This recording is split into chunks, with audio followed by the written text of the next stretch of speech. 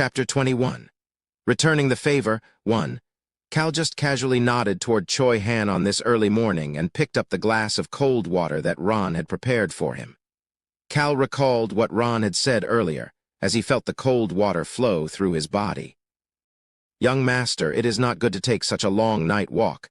This Ron was very worried about you. It made his mind clear up, even without the cold water for some reason." Cal carefully put the water back down and started to speak to Choi Han. "You took care of everything properly?" "Yes, Cal Nim." After Choi Han had brought Cal back to the inn, he immediately went back to erase their tracks and create a new set of fake tracks heading toward the west. Meow. Cal looked toward the kittens that were eating jerky and yawning and started to explain to Choi Han about the city that they would soon reach. The name of the next city is Puzzle City. That is the middle point in our journey. Once you get out of the Hennetus territory that is surrounded by mountains, all the roads are well paved from this small city in the Viscount's territory to the capital. That's the reason that the Hennetus territory has been safe until now, even if it is a bit annoying for the merchants. Even if you have a lot of goods to sell, it would be difficult for merchants to travel to buy those goods if the roads were rough. However, the merchants pushed through this inconvenience because the roads were paved as soon as they left the Hennetus territory. Furthermore, these paved roads allowed for the influential powers in the eastern half of the Rhone kingdom to gather frequently. That was why people in the capital were able to discuss many of the issues in the east, even though there were no nobles with a higher nobility than the rank of Marquis in the east. It took a while to get this far because our territory has a lot of mountains, but it will not take very long from here. Puzzle City was not the middle point in terms of distance, but in terms of time. But Cal Nim. "What? I went to check the Viscount's villa on my way back. And?" Looking at Cal's stoic expression, Choi Han had a slightly bitter expression as he responded. They all seemed to be in a state of chaos. There were also soldiers and knights leaving the village. I'm sure they went to report. After regaining their consciousness, they probably sent people to Venyan and investigated the area around the cave. However, that did not seem to be the end of Choi Han's report. However, just say it. Cal started to frown and bluntly retorted to Choi Han. Choi Han still seemed to have a bitter expression and slowly started to speak. A part of the exit route we took from the cave was blown up. Even the trees, grass, ground, and everything around it was a mess. Plop. The kittens dropped the jerkies that were in their mouths. However, Cal was still relaxed. I'm sure the dragon did it. Choi Han just stood there silently. Cal saw that and started to smile as he stood up from his seat. Even if it is only 4 years old, the dragon was still extremely smart. It knew someone may come to the escape route and probably decided to blow it up. Since dragons are also very sensitive to mana, it probably destroyed everything around it to destroy the magic tools in the area as well. It's good enough that it didn't kill all of the fainted people. It's probably holding back because it is still young and still has some fear. I see. I did feel a strong amount of mana there. Don't look down on the dragon just because it is small. You'll regret it. Dragons were said to be large animals that were extremely petty. Cal praised himself once again for leaving the dragon instead of bringing it with him before asking Choi Han a question. "You can get out now. Are you going to be sleeping until we leave?" "No, I need to go help B-Crocs out." "Who? B-Crocs?" Cal gasped in shock and quickly asked. "Oh, I guess you are close now." At that moment, Cal saw Choi Han have a stoic expression for the first time. Choi Han answered very sternly, "No, we are not close at all." I see, okay then." Cal responded back with a similar expression on his face, and Choi Han silently bowed before heading out of the room. Cal gave Choi Han an order as he was opening the door to leave. Tell Hans to prepare some drinks on your way out." "Excuse me." Choi Han's eyes opened widely in shock as he looked back at Cal. He looked back and forth at the relaxed Cal and the clock that showed 7 o'clock am. Cal refreshingly answered Choi Han's silent question. "Haven't you ever heard of a hangover drink?" Choi Han left without saying anything else, but Cal did not care. Even On and Hong were looking at him and seemed to be asking if he really was going to start drinking this early, but he also ignored them and looked into the mirror. What a wonderful expression. His face seemed to be extremely tired and still slightly drunk. Cal nodded in satisfaction before heading down to the first floor, as I expected. 7 o'clock am was early, but the day was not yet over for some people. The vice captain was standing there, looking like he had never even drank last night, and was having a serious conversation with someone. Cal could see a stiff Choi Han nearby. It was because the person speaking with the vice captain was one of the knights that Choi Han had defeated yesterday. It was only normal to stiffen up. Cal approached Choi Han and kicked Choi Han's foot. "Why are you stiffening up like that?" "Ah." Choi Han flinched for a moment at Cal's stealthy whisper, before smiling awkwardly and quietly responding back. "I thought I had used enough strength to make them unable to fight for about a day, but they are up and moving much earlier than I expected. I guess I thought the human body was much weaker than it actually is. I guess I can use more strength against humans in the future." Cal turned his gaze away from Choi Han. Choi Han really fit the model of a normal main character who would happily destroy anything in his path toward justice. There was also other existences who were outside of Cal's expectations. An and Hong had followed him downstairs. The kittens had smirks on their face as they wagged their tails and peeked at the knight. Anybody could see that they were enjoying this situation. Am I the biggest coward here? As Cal was thinking about that and sat down at his table, the inn owner brought a bottle of alcohol to him. "Young master, I prepared the same alcohol you drank last night." "Old man, there is something that keeps coming to my mind whenever I see you." "Yes." Cal smiled at the nervous old man and continued to speak. "I think you are a really smart vendor. It's a compliment. This is perfect for a hangover drink." Pong. The alcohol bottle opened with a refreshing sound, and Cal immediately poured a cup and downed it. His face almost instantly started to turn red. Cal purposefully made his eyes only half opened and looked toward the vice captain. The vice captain was still talking to the other knight. "Yesterday, we had a party to relax after a long journey until here. Everybody was drinking and relaxing. Nobody left the inn, but I still don't understand why someone from the Viscount's estate would be curious about that. The knight from the Marquis's estate seems to have introduced himself as someone from the Viscount's estate." The knight smiled at the vice captain's suspicious gaze, but the knight still answered back with a serious expression. "There was a thief that broke into the Viscount's villa yesterday. A couple other knights and myself were on guard, but we lost a few items to the thief. After hearing that people from Count Henetus's estate were here in the village, we came to see if the thief had stolen from the Count as well.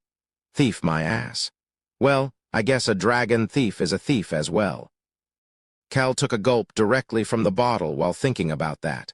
At that moment, he made eye contact with the knight who was at the Viscount's villa yesterday. "What are you looking at?" The knight immediately bowed and turned his gaze away. The vice captain looked toward Cal awkwardly, before letting out a fake cough and then confidently and loudly answering. "Ahem. Our young master is drinking because his day turns out better if he drinks in the morning. Furthermore, it is a hangover drink. He is the type of person who drinks to cure his hangover caused from drinking too much the night before." Cal glared at the vice captain, because he could not tell whether the vice captain was mocking him or coming up with an excuse for him, before taking another drink. "I see. What an interesting young master." The knight responded to the vice captain's words positively, before respectfully bowing toward Cal. "I guess this should lessen their suspicion of us." Cal felt like they should no longer have any reason to be suspected by the Marquis's knight who came to the inn so early in the morning. The dragon happened to disappear while Cal's envoy was here, and they were leaving the morning after, but there weren't many reasons to suspect them. Venyan's remaining subordinates here will think about the 6-starred outfits that the attackers were wearing, the ones that seemed to represent a certain organization, as well as the tracks that were leading to the west. Most importantly, however, is that they would never think that someone like Cal, who was called a trash, would be able to do something like that. Then I wish you a safe journey as you continue on today. In addition, there was no way they could hold the eldest son of a count from leaving when they didn't have the Marquis, Venyan, or even the Viscount with them. Especially when that noble was heading to the capital under the order of the crown. Who would think that a noble that is drinking on his way to a summons from the crown would be normal? It really was good to be trash. Cal continued to drink with satisfaction. I'm sure Venyan would not suspect us, even after finding out what happened. Venyan and Marquis Stan were probably the people who knew better than anyone else that there was absolutely no relationship between Count Henatus and the secret organization. That was especially the case when it came to the dragon. Cal watched the knight leave the inn before drinking the honey lemon tea Ron had put in front of him. Ron. Yes, young master. Honey tea really seems to be the best to cure a hangover, isn't it? Ron smiled as he looked at Cal, but Cal looked away and tried to calm his stomach.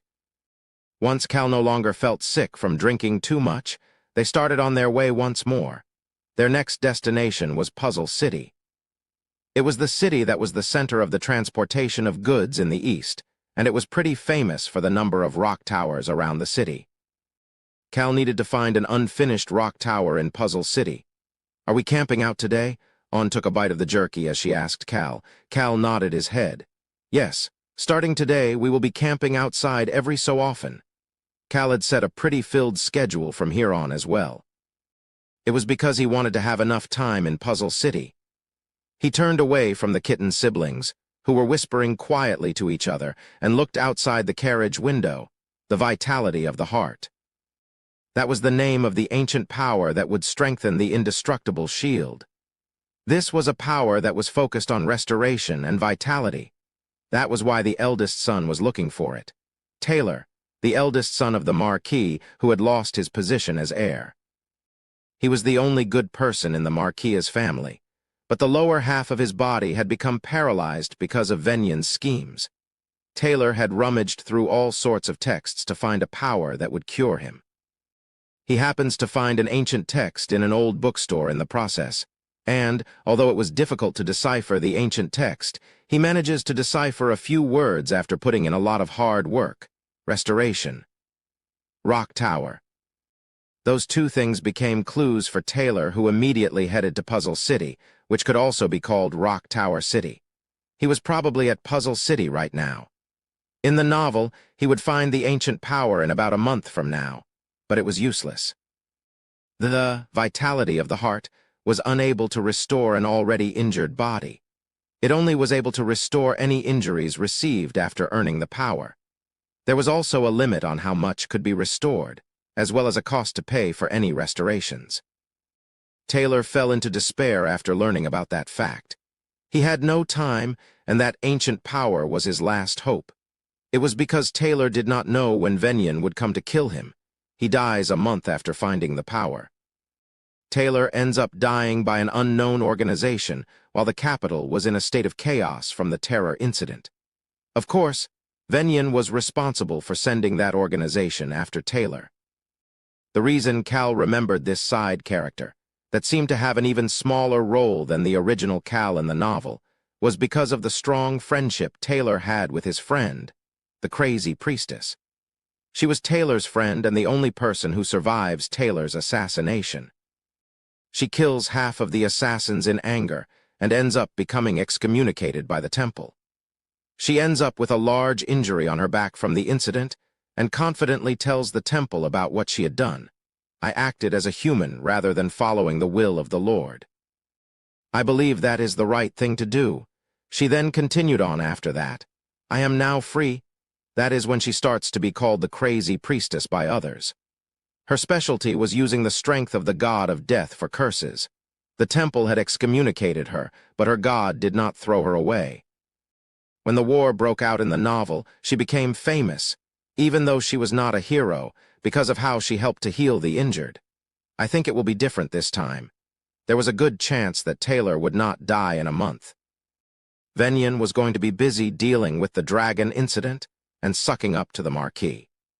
He probably would need to focus on his younger siblings rather than his paralyzed older brother to maintain his status as the heir to the Marquis title.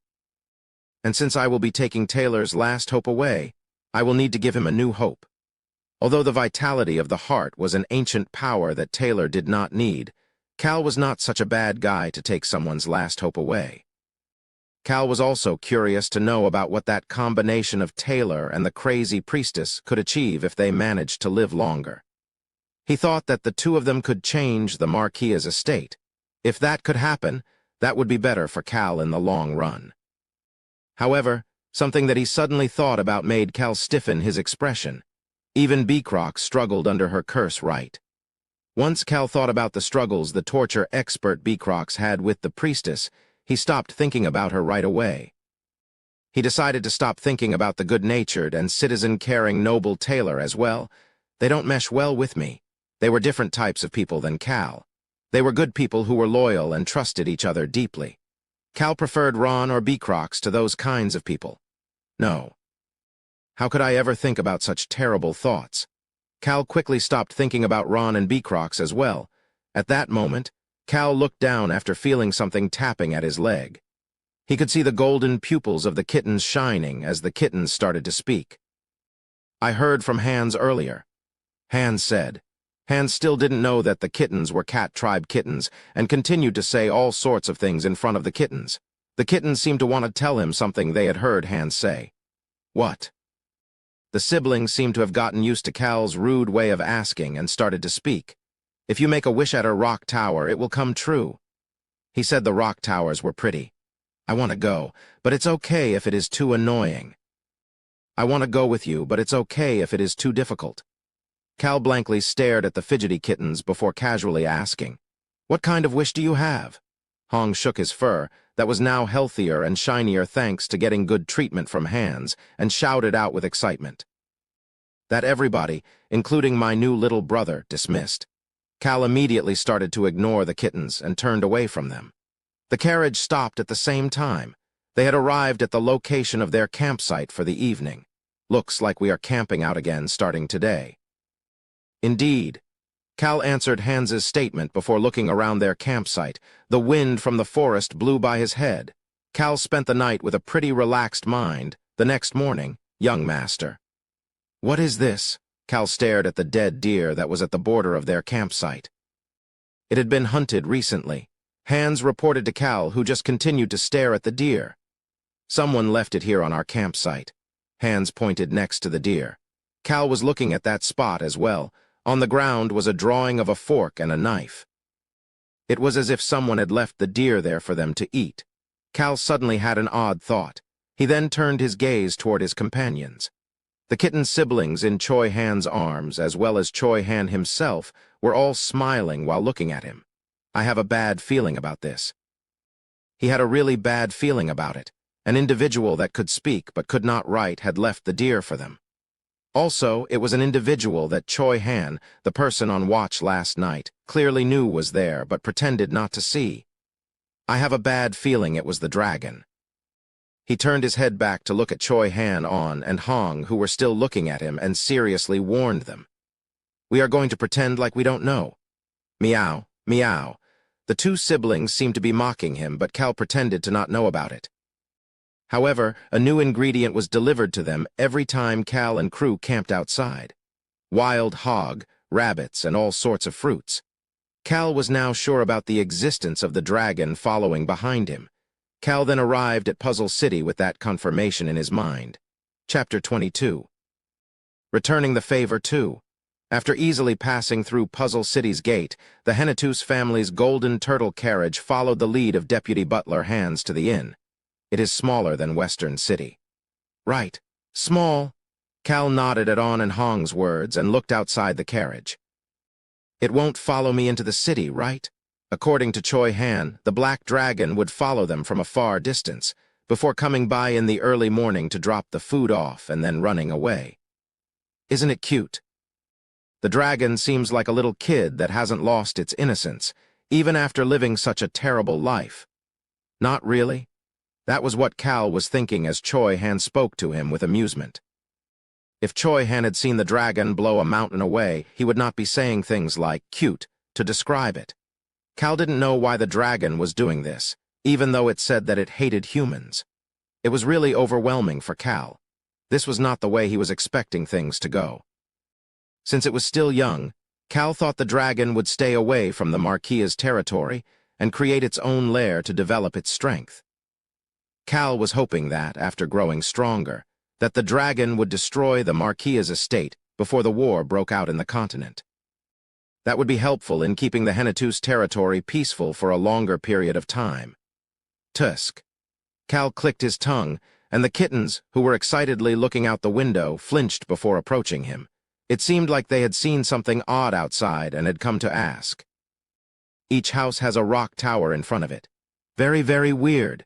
Cal just casually answered. This is the city of rock towers. Puzzle City was famous for the ancient ruins with a lot of rock towers, but it was also famous for the fact that each house had small rock towers in front of them. The people in this city made a small groove outside of their windows to put a small rock tower on top of it. It really shouldn't be called a rock tower, because it was made with less than 10 rocks, but the rock towers were formed in different shapes based on the personality of the homeowners. That was why it was only natural that the luxurious in that Cal arrived it also had a rock tower in front of it. "Will we be staying here?" Hans quickly responded to Cal's question as they followed behind the inn owner. Hans seemed to be very excited as he was walking with the kitten siblings in his arms. "Yes, sir. We have reserved 2 days for Choi Han Nim and have agreed to pay for the rest of the group depending on how long we end up staying here." Ron flinched for a moment at Hans's words before quickly following behind with the magic box in his hand. Hans continued to speak. "We arrived right before the Rock Tower Festival season, so the room was not that expensive." The Rock Tower Festival. Puzzle City was currently busy preparing for next week's Rock Tower Festival. Cal just let out what he was thinking without giving it any thought. It's not like there are a lot of rocks here, but the rock towers are quite interesting. Very odd. I know the reason for that. Huh. Cal peeked toward Hans, who had responded to his mumblings. There is a sad yet thought-provoking story that has been passed down through the ages. Stop right now if it is going to be long. Cal really didn't care about it. However, Hans continued to speak, as he had probably determined that the story was not very long. The group that had entered Cal's room watched as the attendant stepped out of the room and then had to listen to Hans's story. This story, well, this legend, is about something that happened in ancient times. Ancient times? Click. The attendant had closed the door behind her and only Cal's group was left in his room. Cal responded to the words ancient times. Yes, ancient times. Go on. The kitten siblings in Hans's arms were wagging their tails, as if they were interested in the story, and looked up at him. Ron just silently poured a cup of lemonade from the bottle he carried in with the magic box and handed it to Cal. Cal held the cup of lemonade in his hands and sat down on the couch with his legs crossed and motioned to Hans with his chin. He was telling Hans to hurry up and speak. This city supposedly fell out of the grace of a god in the past, falling out of grace. Cal did not know anything about this story. This is my first time hearing about it. That is because young master has not studied history. You seem to enjoy talking back to me these days. Are you going to keep talking back like that? Hans quickly turned his gaze away from Cal. It is only natural for a great butler to inform their master about things that the master does not know. Hans started to speak about the ancient times. I do not know why this city fell out of the grace of a god. However, that is apparently when some of the people in this city started to gather together to build rock towers. It seemed to have been an act of worship to reach out to the god that had abandoned them. Did it work? Hans sternly responded to Cal's question. No, the god did not listen to them. Apparently, none of the prayers went through. That is why the present-day Puzzle City does not have a single temple. There's no reason for me to worship a god who has abandoned me. Is that it? Ding, ding, ding. Our young master truly is smart and does not need to study at all. You want to get punched? Hans turned away from Cal to look at a faraway mountain and continued to speak. Anyways, they have rock towers instead of temples. The rock towers represent a promise that the people made after all of that. It was a promise between the people, as well as a promise with themselves. What kind of promise? Hans started to explain an odd rule that was followed in Puzzle City. A human who has had their wish granted will destroy their rock tower. Cal started to smile. What an interesting city. Isn't it? Since they were abandoned by their god, they needed to achieve everything with their own strength. The act of destroying their rock tower represents overcoming the odds. Cal liked the act of destroying the rock tower very much. He then recalled the numerous rock towers in front of the houses. The rock towers are not created to seek help from a god. Right, it is more of a representation of their own determination. This kind of rock tower held a lot of importance, even if you never got to destroy it. I guess it wasn't the god granting their wish in the end. Yes, you are right. Although it is sad that they were abandoned, this story also gives people a lot of hope. Cal casually gave an order to Ainz, who was responding to him. Look down. Excuse me. Seeing Ainz looking confused, Cal pointed to Ainz's chest with his finger. Looks like the kittens are angry. What? Gasp. Ainz looked down and gasped as his eyes opened widely. The kittens were showing their teeth in anger. The golden pupils staring at Ainz were vicious. Agu. Why are our kitten-nims so angry? Should I go bring you some more jerky? Ainz started to smile as he put the kittens down from his chest. Since he still had no idea that they were beast people, he just assumed they were angry because they were hungry. However, the kittens were not angry because of that. Cal recalled the things that the siblings had told him earlier. I heard from Ainz earlier. Ainz said, if you make a wish at a rock tower, it will come true. He said the rock towers were pretty. Tap. Tap. An seemed to be angry as she was tapping on the floor with her paw, while Hong was tapping on the floor with his tail. They were angry that Ainz had lied to them about the rock tower, but Ainz seemed to have gotten the wrong message. Agu, our precious kitten-nims. I will go get some delicious snacks for you. Young master, may I go get something for them? You can stay out as well. I will be back really quickly. Ainz said that he would hurry back, but he still made sure the things he brought for Cal were neatly organized before heading out like the wind as soon as it was done. Ron, you can go rest as well. Ron was still left in the room. Ron turned toward Cal and started to smile. I have a bad feeling about this. Cal really hated that old man's smile. His smile made Cal even more uncomfortable than normal. Ron approached the couch Cal was on before starting to speak. Will Choi Han-nim be leaving in 2 days? Yes. Cal suddenly had a thought and started to smile as he asked. Why? You don't want to send him away. Do you want to go with him? Ron's benign smile became even bigger. Why would I leave you behind and go somewhere else, young master? I like being next to you. This gave Cal the chills. It is just that it is disappointing that Choi Han-nim will not be going with us all the way to the capital. I will need to speak with him as much as possible before he leaves. B-Crocs will probably be sad to see him go. Cal's expression became a bit better after hearing the rest of Ron's words. He didn't really pay attention to it because it was annoying, but it looks like a level of friendship had developed between Ron, Choi Han, and B-Crocs. Choi Han was difficult to read, but if he really hated someone, he would not even speak to them. Cal thought about his plan and started to smile mischievously as he answered. Well, you can see each other again at the capital, since you'll be moving together. The 3 of you can leave this kingdom and go to Rosalind's kingdom. What do you think? Wonderful, right?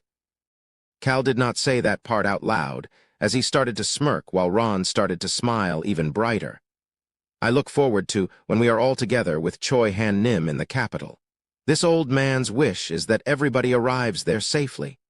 Cal did not believe anything Ron was saying.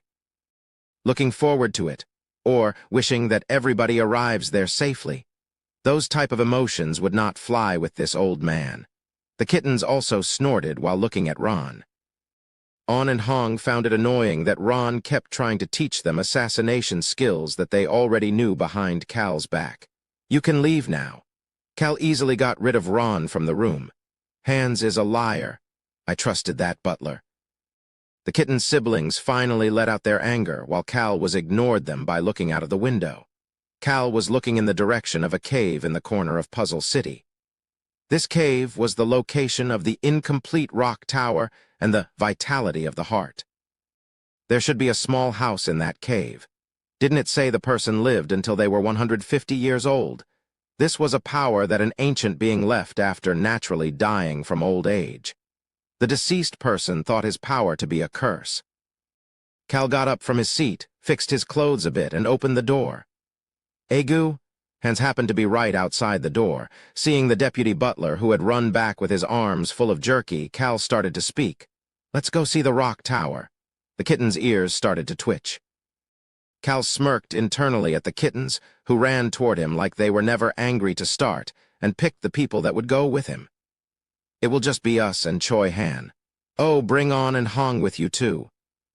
The human who died at the age of 150 had wanted to finish a rock tower in this wind-gathering cave. It was wood last time. Now it is wind. The center of the cave has a hurricane that seemed to have appeared out of nowhere. The old man had spent over 100 years trying to build a rock tower in the eye of that hurricane. However, he failed. Well, the old man always destroyed his rock tower whenever it looked like he was going to finish. He repeated that over and over until he died one day after stacking it back up about halfway. Just what wish did that ancient old man have? Cal didn't really care. He just planned on carefully looking at one thing while they were out looking at rock towers today.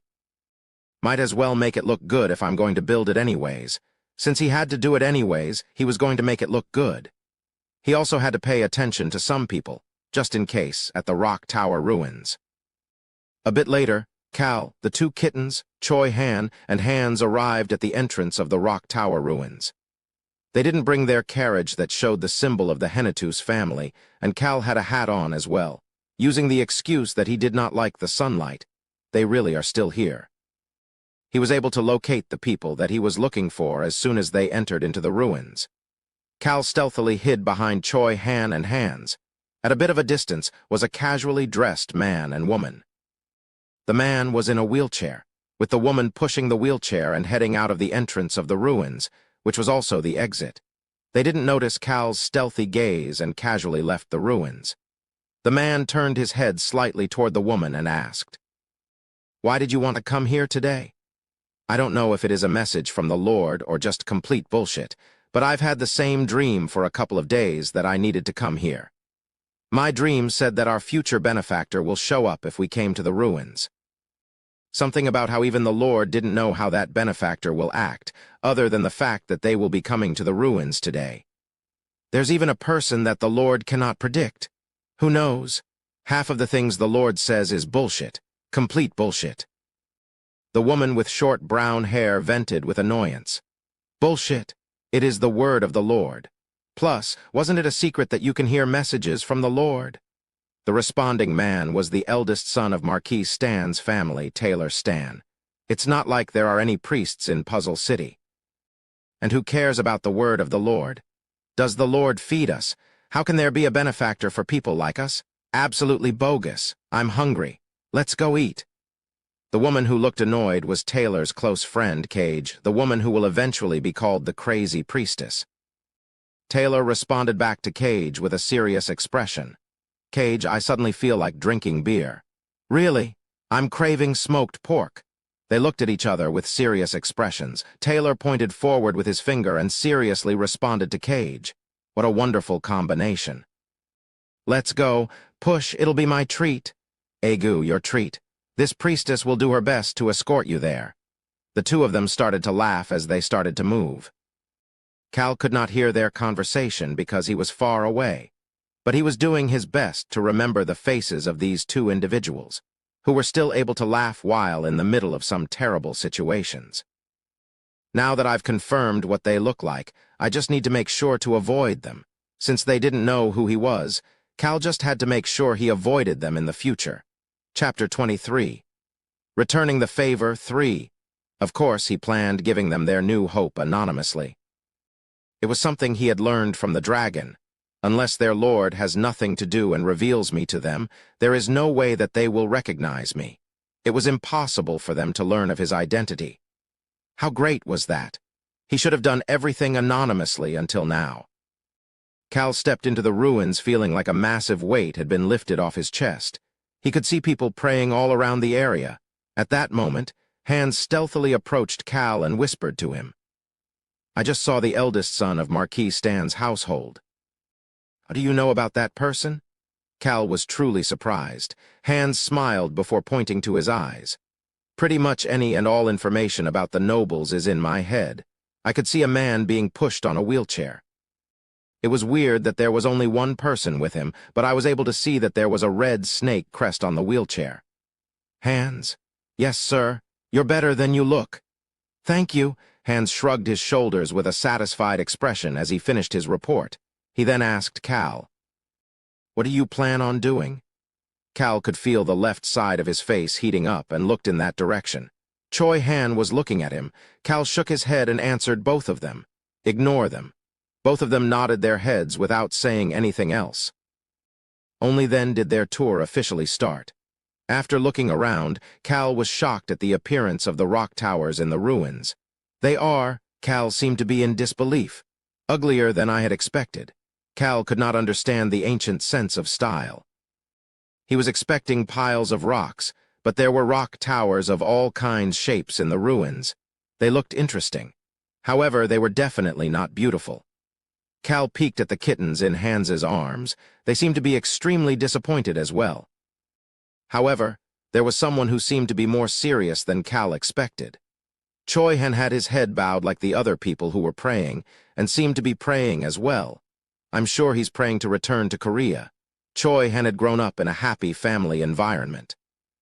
He was a different kind of person than Cal, Kim Rock-soo.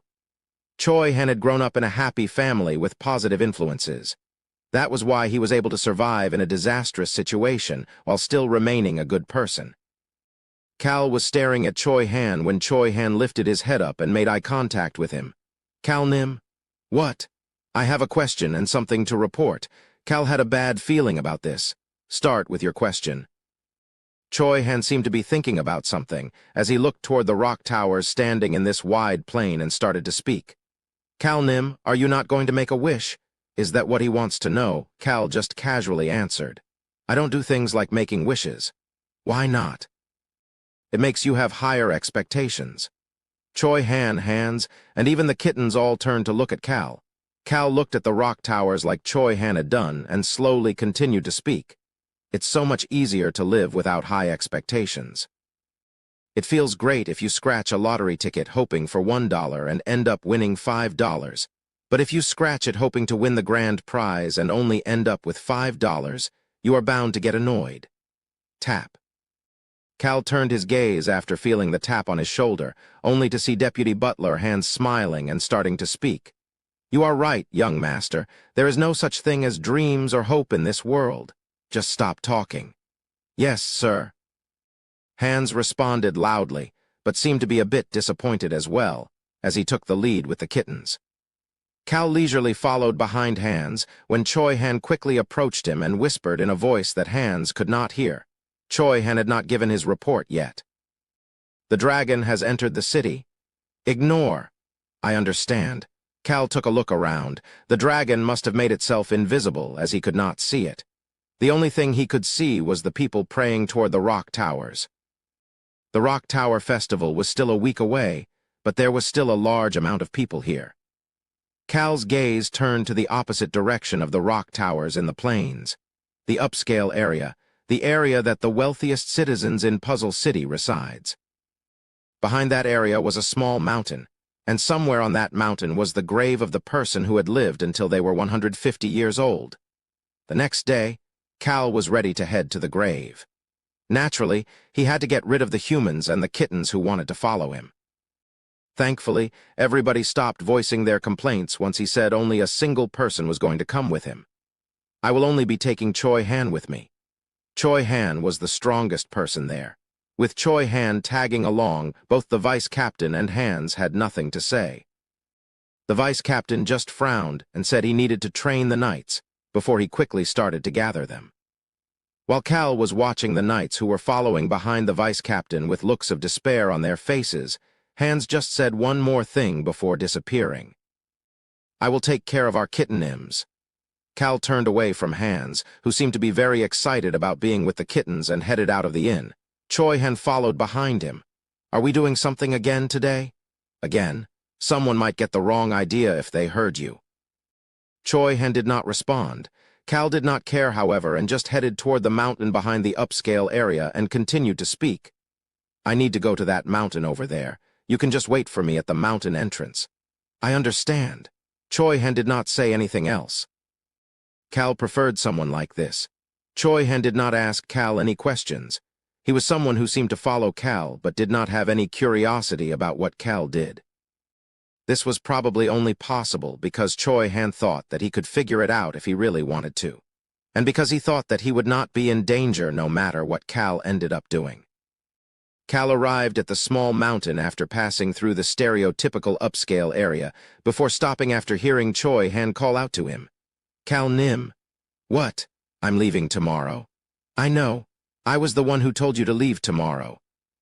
Choi-han made eye contact with Cal, who was standing impatiently at the mountain entrance. Cal was someone who said that he, Choi-han, was enough for protection. Choi-han had been thinking about this act of protecting the last few days. "I've been debating this for a while, but there is something I need to tell you." The report about the dragon yesterday was not really what Choi-han had wanted to report. He hesitated for a moment, before looking back toward Cal and starting to speak. Choi-han's gaze was looking past Cal's shoulder to a tree near the entrance of the mountain. "Mr. Ron is a dangerous person." Cal flinched for a moment at this strait that landed on him without any warnings. Should he pretend to know or pretend not to know? He quickly made up his mind. Cal had not expected a question like this, but he calmly responded back. "Is that so? You are not surprised? There is a dangerous stench of blood on him. He is a strong person who has shed a lot of blood. At first, I thought that Cal Nim knew about it already and still had Mr. Ron by your side. But if Cal had known, he would have taken the strong Ron with him to rescue the dragon. But Cal had not done that." Choi-han thought that to mean that Cal either did not know about Ron's strength or did not trust Ron, but there was no way Cal wouldn't trust someone who had been with him for 18 years. That was why Choi-han had come to the conclusion that Cal was not aware of Ron's strength. But neither Cal Nim nor anybody else seemed to know about Mr. Ron's strength. Choi-han had debated about this for a while. Honestly speaking, the fact that Cal had said that he did not have any expectations made him decide not to say anything about Ron. However, the fact that Cal had chosen him to be the guard today made Choi-han feel guilty. "That was why I thought I needed to tell Cal Nim." "Oh, really? I didn't know Ron was strong," Choi-han asked once more after hearing Cal's calm response. "Will you still keep him around you?" "He seems like he is an evil person." Cal snorted at Choi-han's words. "Keep Ron around him." Cal was planning on pushing Ron over to Choi-han the moment they arrived at the capital. "Whether it is you or Ron."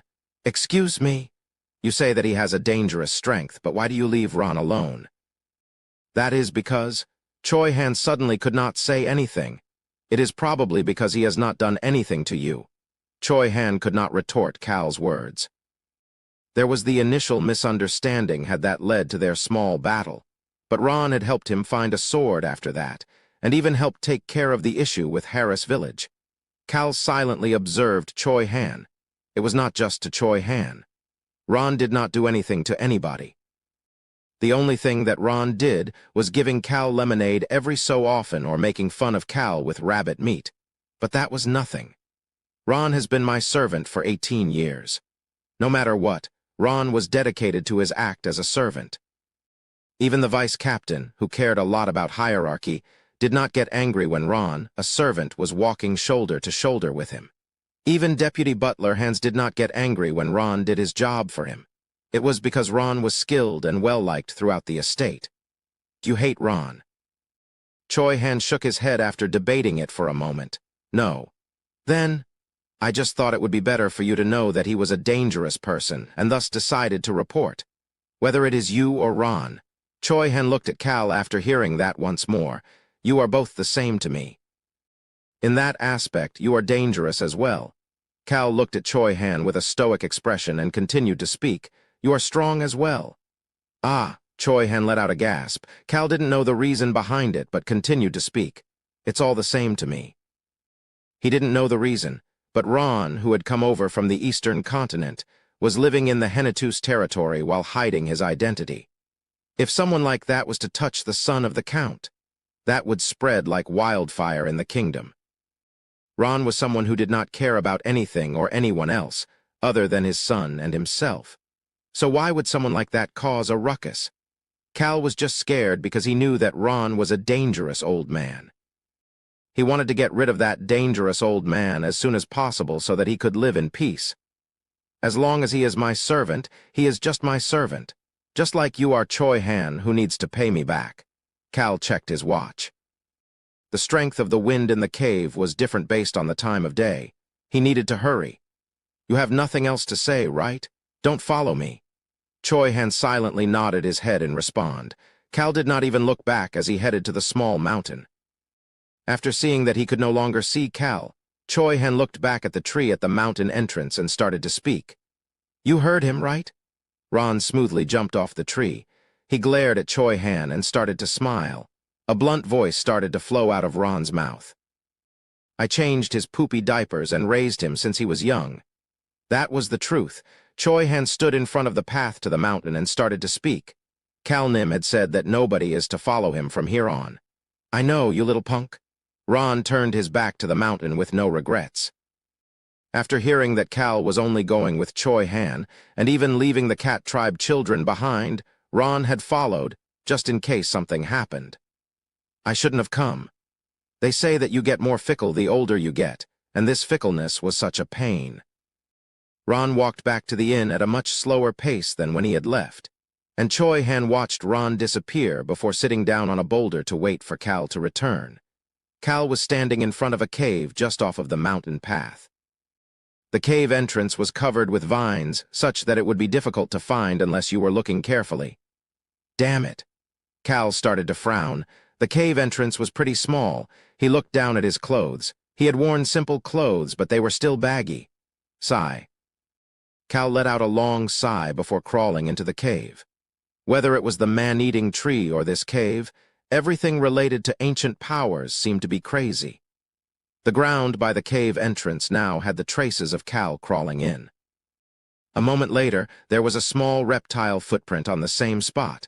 Cal could see the cave becoming wider after crawling in for about 5 minutes. Taylor must have been really desperate. He crawled all the way in here, even with his disabled lower body. Since you had to stack the rock tower with your own strength, the eldest son Taylor had to personally come here. What took Cal 5 minutes to do probably took Taylor much longer. Cal stood back up once it was wide enough and started to walk farther in. The farther he went in, the clearer the noise in his ear became. Swish. Swish. It was the sound of the wind. The sound that appeared when the winds were hitting each other became louder as he walked farther into the cave. Finally, Cal located some cloth and a pillar that was probably a hut a long time ago. After taking a single look at it, Cal continued to walk farther inside. Swish. The sound of the wind became even stronger. Boom. Boom. He could even hear the wind crashing into the cave walls like a giant fist.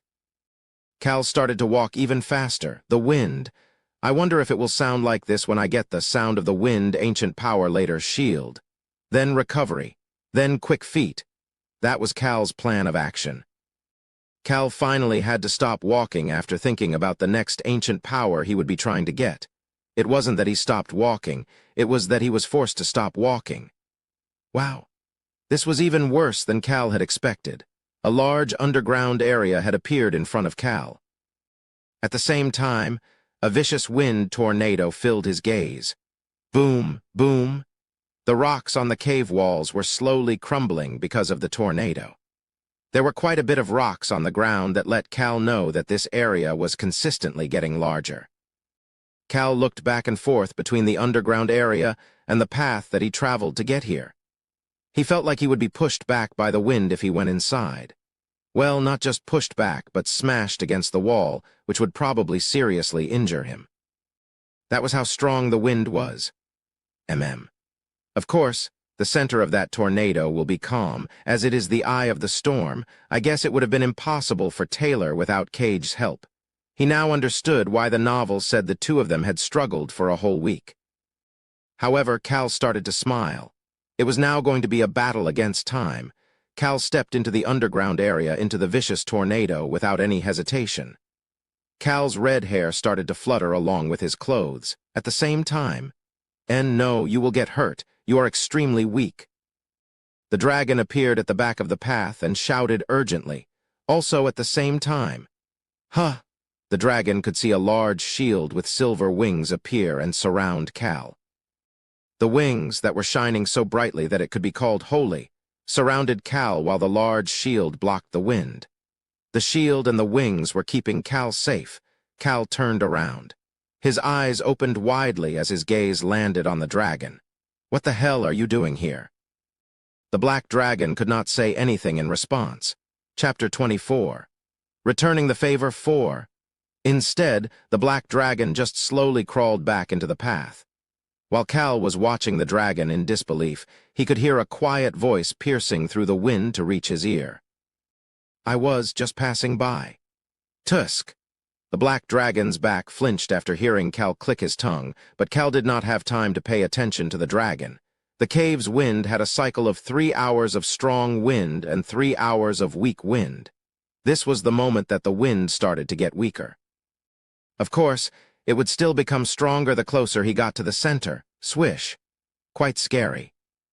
The wind was still pretty strong to be called the weak phase. The novel mentioned that the 150-year-old man walked through this strong wind to get to the rock tower. Cal turned his gaze back to the center of the cave, the large underground area. In the middle of the tornado was a half-stacked rock tower. It looked like there were no winds over there. Next to the half-stacked rock tower were numerous other rocks. I need to stack all of those rocks up. The issue was getting to the tower. Stacking the rocks would not be a problem. Cal looked over the shield and the wings surrounding him before taking a step forward. Tang. Tang. The rough wind clashed against the shield.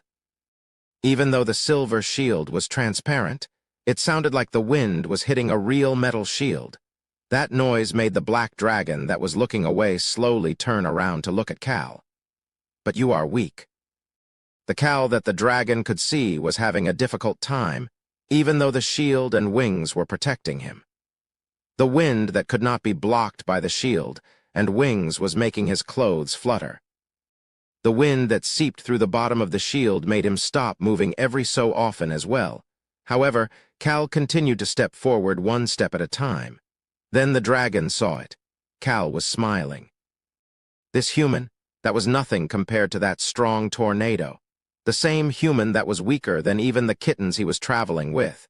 The human that was the weakest out of everybody he was traveling with was smiling while pushing through this wind. The dragon had never seen such a silver shield before.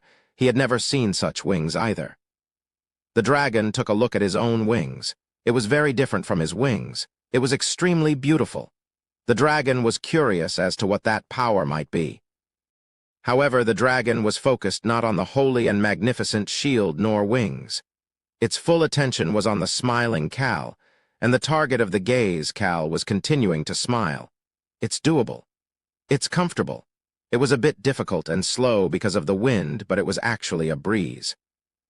Compared to how Beacrox was almost killed by Ron while being taught his sword art, this was child's play. This made Cal once again feel like it really was best to earn something without putting in much effort. There were no physical or mental strain endured when using the indestructible shield. There would be a short strain if it was to break, but it was not in any danger of breaking right now. It just gets pushed back. The shield just got pushed back if the wind was strong. Honestly speaking, Cal had expected to be pushed back multiple times. That was why he had originally lowered the strength of the shield and enlarged it as much as possible. He had been planning on slowly shrinking the size of the shield whenever he got pushed back. However, this shield was working better than Cal had expected. That made Cal a bit smug, but when he had reached about the halfway mark to the center of the tornado, he had to get rid of all side thoughts. The novel had said that you would hear a voice once you got close to the center. It was supposed to be the voice of an old man. Cal was waiting for that voice. The tornado was supposed to get stronger once the voice started to appear. I regret it. He could hear the voice. But it was a bit odd. I regret it. It was a sad old man. Tusk, tusk. Cal clicked his tongue. None of these ancient powers were normal. Why did Taylor think the old man's voice was sincere? Cal could not understand Taylor's train of thought. However, Cal stopped clicking his tongue and stopped moving. The one that has a power that I am familiar with. I am hoping that you do not get this power. The one with a power I am familiar with? That phrase had caught Cal's attention. At the same time, the wind started to get stronger and swept through the area. Tang, tang, tang. The wind clashed even stronger against the transparent wind and made loud noises. However, Cal's concerned expression was not because of the wind. His hair continued to flutter in the wind. Is he talking about the indestructible shield? The only thing that Cal could deduce about this familiar power was the indestructible shield. It had not said anything like that to Taylor in the novel. Did the owner of this ancient power know the owner of the indestructible shield? Multiple thoughts flew across Cal's mind at once. However, Cal still chose to step forward for now. The wind would only get stronger if he delayed any longer. I pretty much betrayed my comrades. I was a terrible person. I stayed alive on my own and got old. How shameful am I? Cal could only hear the old man's voice every so often as he was having difficulty stepping forward one step at a time. I was always hoping for everyone to come back to life. However, my wish was something that could not be achieved. I could only lament and cry. That was why I could not finish my rock tower. How annoying. Cal found the old man's lamenting voice to be annoying. Screw sincere, it was like he wanted to die. It was the style that Cal hated. Epicureans were so much better.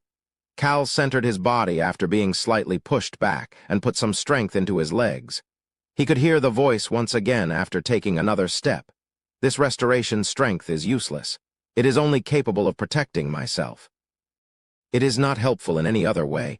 I am a trash. Cal ignored the cries of the old man that rang through his mind. The power to protect himself was most important to Cal. Who cares if it made him trash? None of it mattered as long as he could live. Just 5 more steps. The center of the tornado was right in front of him. Boom, boom, boom. The sound of the wind that was clashing became stronger. It was as if a human was punching the shield. It might break. Cal thought that the wind might now be strong enough for the shield to break. It should be doing more damage than just pushing him back now. The moment Cal thought that the wind might cut him, he realized something else as well. I did not die even when the wind cut me like a sharp blade. It was the fact that the owners of these ancient powers were all extremely chatty. Cal immediately curled up and decreased the size of the shield. Boom, boom. The shield was now smaller, but in return it was much stronger. It was able to push back an even stronger force of wind.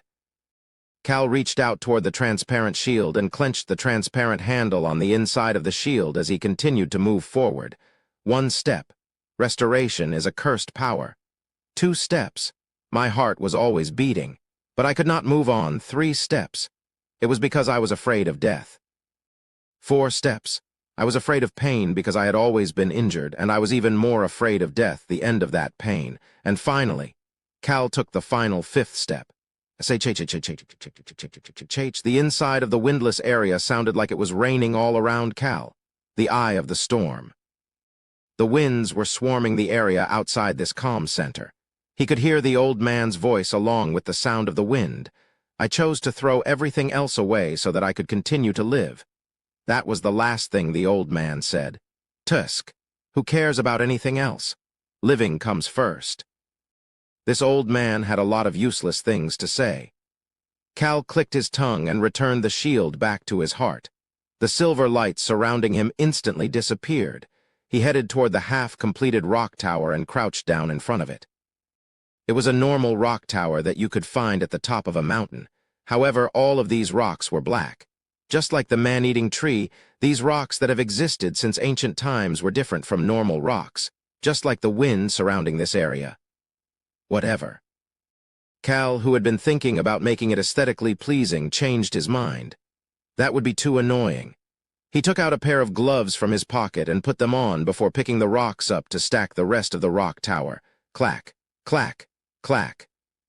The rock tower was being built up, 1 rock at a time. It did not take that long. Even Taylor had completed this part pretty easily. However, Cage, who had not come into the central area and had instead waited outside the eye of the storm, suffered quite a bit. This central area, like with all ancient powers, was somewhere that a person could only enter on their own. It's easy. Cal picked up the last black rock and gently put it on top of the rock tower. It was at that moment Flash, the black rock slowly turned white. At the same time, Cal got up and looked around. The wind was slowly dying down. Huh! Cal ignored the confused voice of the dragon and waited until all of the wind died down. He then crossed his arms and listened to the old man's voice. He had no choice. I tried to fight with them. However, I did not know that I was so weak against pain. They were not people who served the Lord. I only realized that after we all went our separate ways and I ended up alone, the words of the old man caught Cal's attention. He then recalled the words of the owner of the indestructible shield. The people in the forest of darkness who called themselves servants of the Lord only gave me terrible food. He had a bad feeling that he had learned something he shouldn't have learned about. He had an odd feeling that the things he just heard were things that he should not tell anybody else about in his entire life. Cal started to frown even more as the old man continued to speak. That voice was something only Cal could hear, thus making the dragon hesitate while looking at the silently standing Cal. I piled the rocks. I piled them up hoping that I could turn back time, hoping that I could be happy. But then I destroyed it. I hated my selfish self for thinking about my own happiness after betraying my comrades and running away. Sigh. Cal let out a long sigh. This old man really was frustrating. Cal started to speak in frustration. It is human nature to be selfish. The old man's voice disappeared for a moment. Is it over? Cal started to smile, thinking that the old man was finally getting to the end. However, the sobbing voice continued once more. Ahem. My older sister said the same thing. She was a really wonderful older sister. She was more reliable than anybody else. Ah, my older sister. Sob. The old man was crying. I'm going to go crazy. Tap, tap, tap. Cal was impatiently tapping the ground with his foot. Cal did not want to keep standing here like this. After crying for a while, the old man showed his thanks. You, the one with the familiar power. That rude personality of yours makes me think of my older brother. I am very envious of how rude you are. And finally, the old man said the final words that Cal had been waiting for. These were the same final words the old man had said to Taylor, break it. Then you will overcome your limits. Cal started to smile and instantly kicked the rock tower without any hesitation. Tang. Crumble. Boom. The white rocks flew away to hit the ground and the wall. The dragon that had been watching Cal flinched and stared at Cal as if he was crazy. However, the following scene made the dragon gasp. Wow. The Brocken Rock Tower. A white light floated up from underneath the rock tower. Ooh-ooh-ooh-wong. The gentle vibration that pulsated throughout the cave could be felt under Cal's feet. At that moment, the light rushed toward Cal. Cal reached his hand out to grab the light. The moment he grabbed it, the light shot toward Cal's heart like an arrow. The light arrow pierced through Cal's heart before flashing and disappearing. Hoo-oo-oo! Cal let out a deep breath. He then lowered his head to look under his shirt. The fancy shield tattoo that was over his heart had disappeared and had been replaced by a red heart. Cal could immediately feel the new vigor inside of his body. This vigor from the vitality of the heart would make the shield even stronger. He would also recover at a much faster speed than normal people, even when he got injured. Unlike the shield, which was a superpower, this was more a part of the physical strengths of the human body. This regenerative strength was so strong that it managed to last since the ancient times to be passed down like this. Cal brought forth the shield again, just as I expected. Cal started to smile. The pattern on the shield had changed to a heart. The only difference from the tattoo on his chest was that it was silver and not red. He then returned the shield before immediately starting to walk. You. Cal had walked toward the dragon, that was pretending like nothing was going on and instead kept staring up at the sky. Cal just continued to stare at the dragon that was crouched down on the ground. He then stoically asked the dragon, as if he was throwing a rock into a lake, "You want to come with me? You are so weak that you need protection, but I do not like humans." The dragon answered, that way before starting to turn invisible. It had used its invisibility magic again. Cal just snorted at the disappearing dragon. What a fickle punk. He was also fickle for asking the question after telling the others to ignore the dragon, but this dragon was just as bad. However, he could not just ignore the dragon after it had jumped out earlier to try to save him. Cal looked around the cave, which no longer had any wind storms raging about, before turning around and heading out of the cave. Of course, he had to crawl back out as well. He returned the vines back to their original spots and covered up the cave entrance properly. He then turned around and started to speak while walking away. His gaze was directed toward a grassy area. "I can see you standing on the grass." He could see 4 imprints on the grass, each one representing one of the dragon's 4 paws. These paw imprints then quickly disappeared. The dragon had flown up into the sky. Cal shook his head. "I guess my family grew in the end." Cal could not help but let out a deep sigh. It was obvious that the dragon would continue to follow him in that invisible state. Just why was this dragon such a noob when it knows ancient magic like invisibility? Cal had thought that all dragons were intelligent, but that seemed like it might not be the case. After walking back down the mountain, Cal could see Choi Han's judging expression. Choi Han looked at Cal silently before finally asking, "Did you roll around the mountain?" "Shit." The wind had made his hair a mess, and his clothes were dirty after crawling across the rocky and sandy cave entrance. Cal sternly responded to Choi Han. "Yes, I rolled around." Choi Han looked toward Cal with concern. Cal just avoided the gaze. That night, Cal told the kittens to deliver a message. It was a letter that was created with magic, which made it impossible to determine the handwriting of the writer. "Make sure they don't see you." The letter was the new hope for the priestess Cage and the Marquia's eldest son, Taylor. Chapter 25. Returning the Favor 5. Late at night in a small 2-story house in the outskirts of Puzzle City. The only light in the area was the light on the first floor of this small house, shining out through the windows. Marquis Stan's eldest son, Taylor, the owner of the house, started to frown.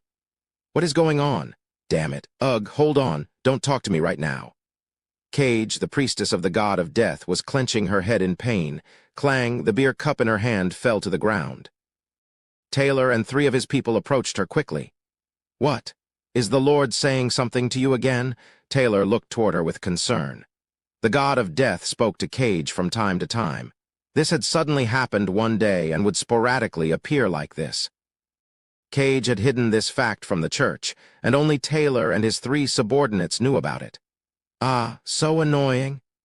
After struggling for a while, Cage jumped up and headed to the back door of the house. She was moving pretty quickly.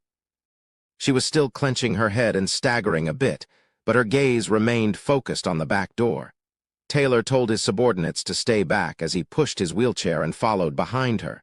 Did someone break in? They may be in a small house, but there were magic alarms set up everywhere.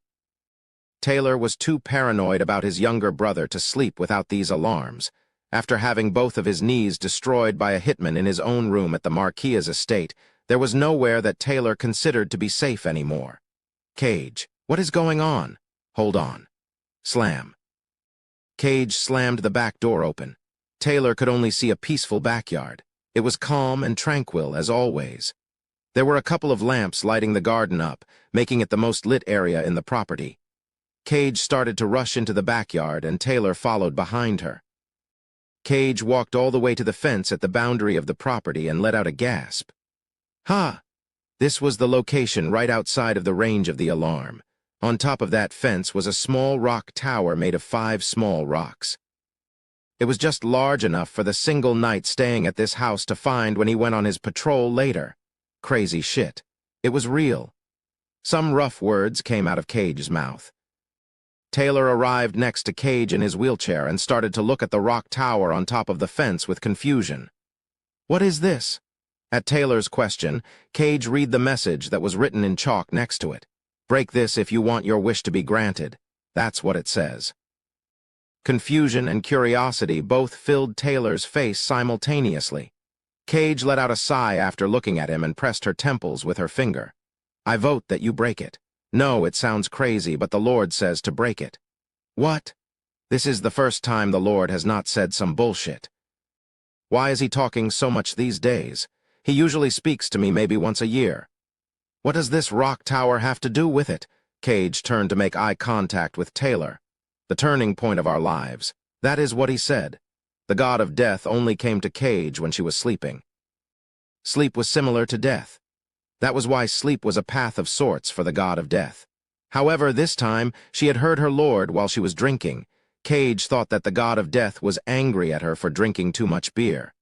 That was why she had welcomed it. She wanted this god to stop paying attention to her. However, the god of death had a different message for her.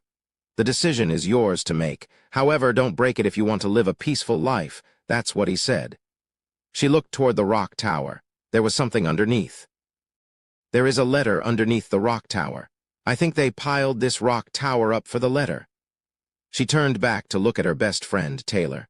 He had to look up from the wheelchair, so, although he could see the rock tower, he could not see the letter underneath it. I don't feel any strange powers surrounding the rock tower. Although she was not as sensitive as real mages, using divine powers allowed Cage to be pretty sensitive and perceptive toward her surroundings. She would be able to feel if there were any curses or negative energy surrounding an item or a place. She was, after all, a servant of the god of death. She was waiting for Taylor's response. Taylor looked up at the night sky before slowly turning to look at Cage.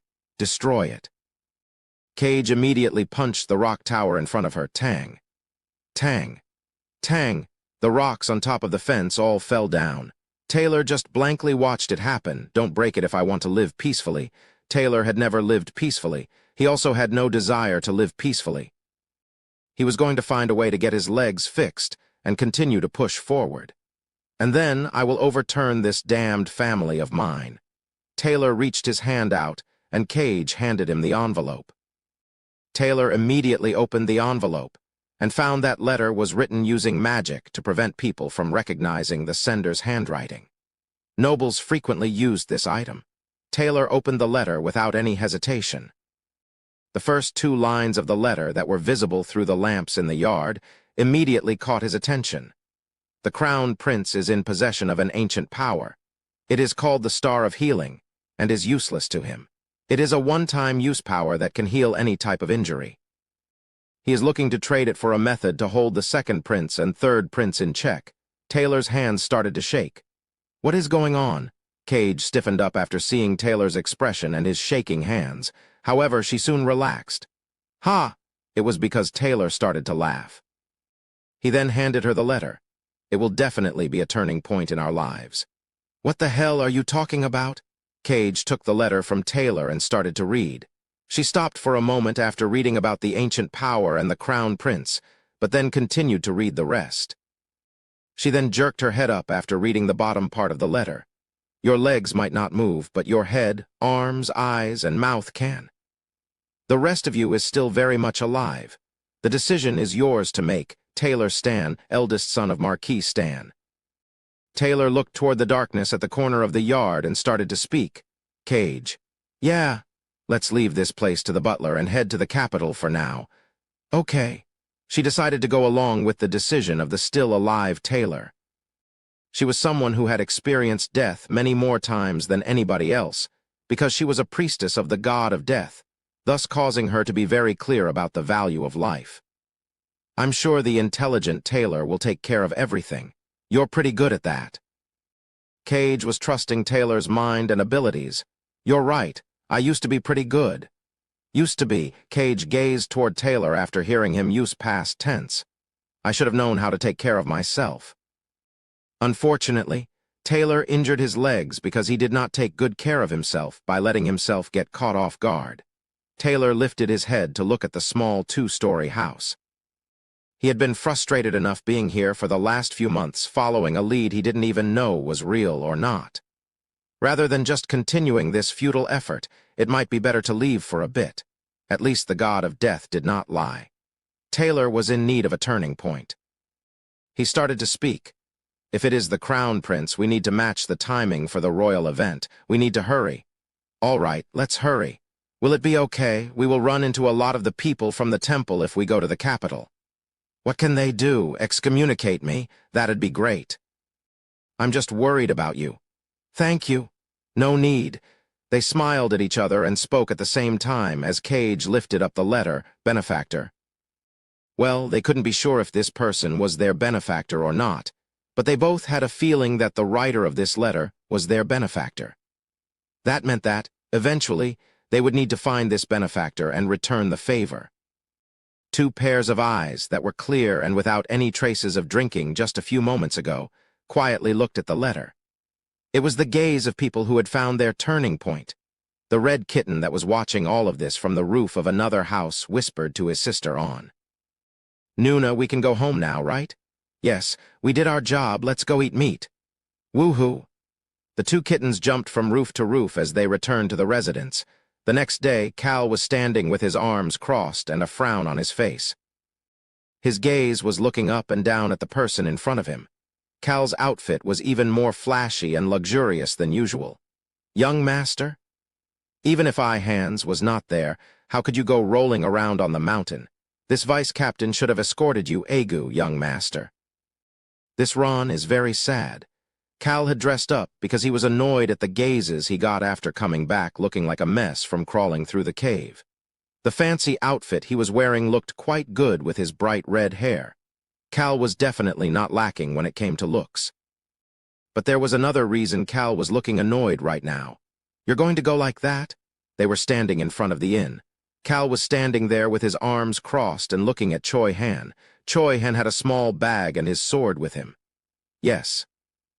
There was no special feast or farewell party for the leaving Choi Han. Neither Cal nor Choi Han wanted something like that. That was why this farewell was pretty small as well. Cal, the kittens, Hands, Ron, Beacrox, and the vice-captain. That was it. The fact that the vice-captain was there was a bit odd, but he was standing there with a frown like Cal as he said his goodbye. Sigh. Cal sighed before taking a small bag out of his pocket and throwing it toward Choi Han. Choi Han easily caught the bag. Choi Han recognized the bag. It was the same size as the bag that Cal had given to the Black Dragon. Choi Han opened the bag to find potions and other types of useful items inside. Choi Han lifted his head from the bag and looked toward Cal. Cal just bluntly spoke when they made eye contact. "What? What do you want?" "Just chuck it away if you don't want it." Choi Han did not say anything, but Cal was just saying whatever he wanted to do. He then turned around and headed toward his room. "Goodbye." Cal had a stoic expression as he turned around after saying goodbye. There should not be any more reasons to see Choi Han. Well, that is, after one more time. They will meet again once at the capital before he sends Choi Han off with Ron and Beacrox, along with a few orders. After that, he planned on having no contact with Choi Han at all. "I will be back soon." Choi Han's response, that seemed to contain a bit of joy, gave Cal the chills, but he did not look back. Choi Han felt that it was very much like Cal not to look back.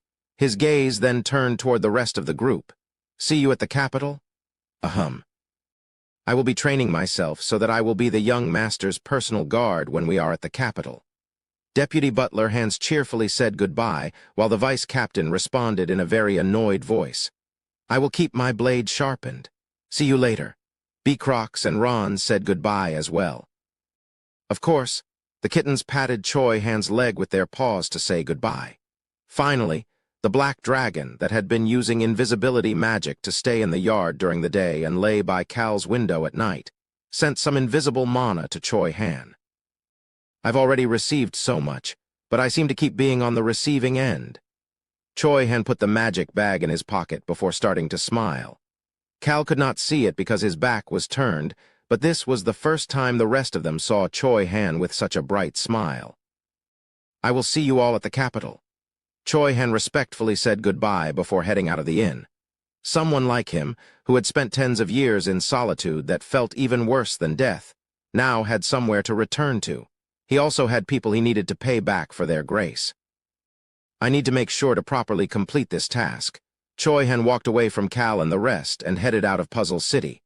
The next morning, Cal's group got on the carriage and prepared to leave Puzzle City as well. "Young master, we are ready to go?" "Okay." Cal nodded his head at Ron's words, and Ron quickly closed the window and got the carriage to start moving.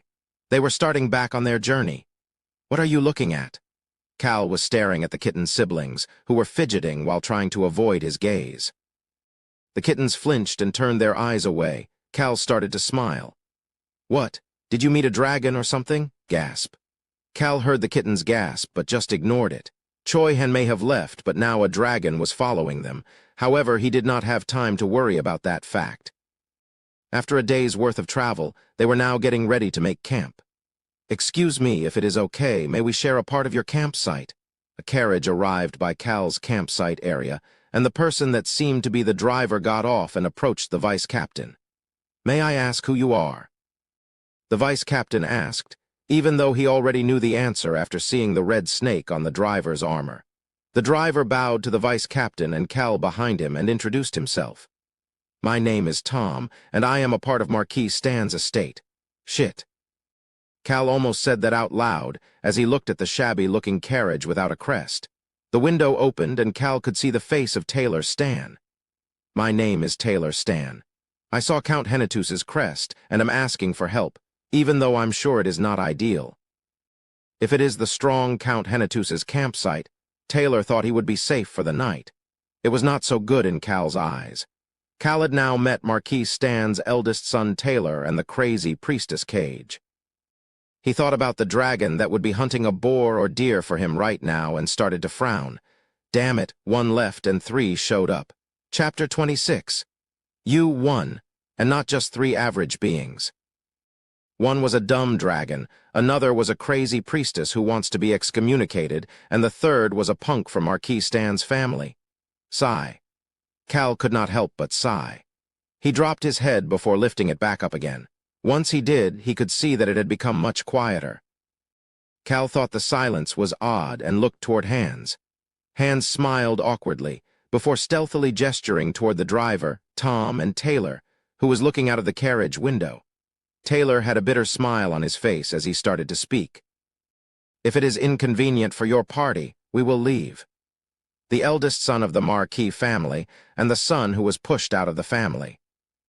After his legs became paralyzed, Taylor's life turned 180 degrees overnight, from one of luxury and power, to one where his family gave him just the minimal amount of support needed to survive. Those nobles, who knew that anyone other than the successor to the Marquis title in the Stan family would die immediately, started to avoid Taylor, finding him to be an annoyance. They even purposefully ignored him in front of Venyan or the other siblings to try to curry their favor as well. The current Taylor's situation was even worse than that of a bastard son of a baron's family. Taylor knew about Cal, the trash of the Hennetus family. A luxurious golden turtle as their symbol, as well as being a handsome young man with red hair. There was no one other than Cal who fit that description. Even someone like Count Hennetus, who did not join a faction, could find it uncomfortable to associate with someone like him. They were all like that after his body became paralyzed. Taylor had remembered the reality of the situation after hearing Cal's sigh. But at that moment, "Why would you leave?" Cal walked toward Taylor's carriage with a stoic expression on his face. "This isn't my property. I wouldn't do something so childish when we are both fellow travelers." Cal and Taylor made eye contact with each other. Cal then quickly peeked inside Taylor's carriage. "She is there." The crazy priestess, Cage, was observing him from inside the carriage. Cal had read about how her curses were really scary. Some people even said her curses were at the level of a necromancer, the cursed profession. Cal turned his gaze away from Cage and reached his hand out. "I am Cal Hennetus of the Hennetus family." Taylor gazed at the hand reaching out to him from outside the carriage. He then looked back at Cal's stoic expression. Click, Taylor opened the carriage door. Proper etiquette indicated that he should step out of the carriage to return the greeting. "It is difficult for me to step out because of my legs. I am aware." Taylor looked once more toward Cal, who did not seem to care about the proper etiquette, and shook his hand. It was just a short handshake. "Nice to meet you, young Master Cal." Not at all. Cal was not happy about this meeting at all. He quickly tried to turn around because he did not want to be introduced to Cage. Unfortunately, Taylor was an extremely respectful person. "This is my companion, Priestess Cage Nim. She is a follower of the god of eternal rest." Eternal rest. This was a term for death. Cal held back another sigh and looked toward Cage. Cage gracefully greeted him like a proper priestess. "Nice to meet you, young Master Cal. My name is Cage. May the peace of the night always be with you." Peace of the night. That was the general greeting those who served the god of death gave to the public. Peace of the night, my ass. Forget peace of the night.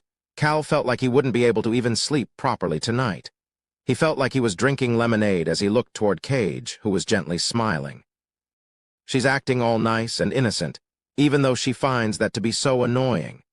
That is the #1 reason she wants to be excommunicated. She really was good at acting. Cal smiled at Cage, who still had a very stereotypical smile of a priestess on her face, and confidently replied, "I do not believe in a god." Cage's gaze became curious. Her gaze seemed to be asking what kind of crazy thing Cal was saying to a priestess, but Cal welcomed it. Cal just wanted her to keep thinking that he was a trash. "You are an interesting person." "I guess I am a bit interesting." Cal just casually responded to her statement and looked around the carriage. It was extremely shabby for the eldest son of a marquis. Just one night, a subordinate who also served as the driver, and the two of them, Cage and Taylor. I'm sure he's out of money as well. Taylor probably spent a lot of money putting magic tools around the Puzzle City residence. Since he was not getting much help from the marquis, he wouldn't really have any emergency funds to use. Taylor was probably doing everything he could to reduce his expenses. Taylor closed his eyes to hold back the shame while watching Cal look through his carriage. Cal did not put much meaning behind it and started to think, they are probably heading to the capital because of my message. It was obvious where they were heading. It was to the capital to meet the crown prince, Ainz. Yes, young master. Cal vaguely gave an order to the approaching Ainz. Help them out. Yes, sir. Set up a separate meal for them and set up a campsite next to ours as well. He didn't want to eat with them or even share the same campsite. And don't look for me. You take care of everything. He didn't want to create a situation for them to come into contact with one another. Of course, he felt like things would not go as he wanted. Yes, sir. I will serve them like I am serving you, young master. Whatever. Go bring me some alcohol. Why did he suddenly become so passionate? Cal just stared at the suddenly passionate hands and slightly bowed toward Taylor as he said goodbye. Then I will be on my way, young Master Taylor. Thank you for your benevolence, young Master Cal. It was nothing. Cal turned away from Taylor, who had a curious look on his face. He then immediately headed back to his carriage without looking anywhere else. Of course, he gave an order to the vice captain who was walking by his side. Looks like they only have one night. Vice captain, you take care of their guard duty as well? Yes, young master. Cal verified what the vice captain had said to Taylor's knight before getting back on the carriage. It was regarding guard duty at night. Cal verified the knight's expression turning bright before the knight got back onto the carriage. Click. The door closed with a loud click. This made everyone turn their gaze toward the closed door of the carriage with the golden turtle crest before returning to do their duties. Only Taylor and Cage, who didn't really have anything to do right now, just continued to stare at the closed door. The two kittens greeted Cal inside the carriage. I've seen those two people. Hong, I was there too. The kittens, who had been watching everything through the window, slowly approached Cal and sat down next to him before starting to talk to each other. They weren't looking at Cal nor even talking to him, but it was clear that the question was toward Cal. Cal answered the witty kitten's question. Pretend not to know, like the dragon? Yes. The kittens nodded their heads to show their understanding. Cal watched them nod before crossing his arms and closing his eyes, the healing star. That was the name of the ancient power he wrote about in the letter to Cage and Taylor. The reason Cal came to know about this power was because of the Plaza Terror incident. The healing star is a single-use power that can heal any injury or illness to the body's original healthy state. The Crown Prince was in possession of such a power. The deceased queen had given it to him. During the Plaza Terror incident, the secret organization makes their move once the royal family arrives. Magic bombs across the capital and in the plaza go off at that moment at the same time. In the novel, Choi Han was only able to stop about half of it. That in itself was amazing, such that the kingdom considered him a hero. But Choi Han himself thought about the lives of the victims of the bombs, making his hatred for the secret organization become even worse. At that time, the secret organization installed bombs on some people during the incident. Choi Han, along with the genius mage Rosalind, protected the people from the bombs and helped with their escape. At that time, there was an old man that Choi Han had failed to save. The man had lost his right arm and leg while taking a bomb off and throwing it away from himself, and this incident had made Choi Han extremely upset. Watching the old man's hurt body, the Crown Prince thought about the healing star. That was how the power was originally introduced in the novel. Naturally, the Crown Prince did not use the power on the old man. Instead, he consoled Choi Han, who was feeling responsible for the old man's death, and raised him up as a hero. It is only normal. Cal did not think the Crown Prince made the wrong decision. Who can judge him for wanting to use his power for himself? Of course, Choi Han or Rosalind would have used it for the old man. By the way, is little brother Dragon still following us? Cal nodded his head at Hong's question. Since it is like this, I might as well use the dragon for my benefit as well. His original plan was to save him and then be done with him. But if the dragon was going to follow him around the country like a little puppy, he might as well put it to good use. He had already thought about how to use that dragon the last few nights as well. Cal knew the location of the 5 magic bombs that Choi Han had found in the novel, but he was not sure about the location of the remaining 5 magic bombs that ended up going off. The 5 bombs that were located were found by using Rosalind's genius-level mana detection abilities to find them one by one. But now, Cal had an existence that was worlds better than Rosalind at detecting mana following him around like a lost duck. Might as well make it work hard. The kittens flinched at that statement, but Cal did not see it as he was thinking about all of the work he was going to make the dragon do in the capital. The dragon, who had no idea about any of this, delivered a boar to the campsite early in the morning once again. Cal, who slept in after staying up late planning out the things that needed to be completed at the capital, went out to verify the boar before noticing an odd atmosphere. He had eaten and slept in the carriage last night. He was doing his best to not interact with Taylor and crew. That was why he could not understand this odd and somewhat dark atmosphere.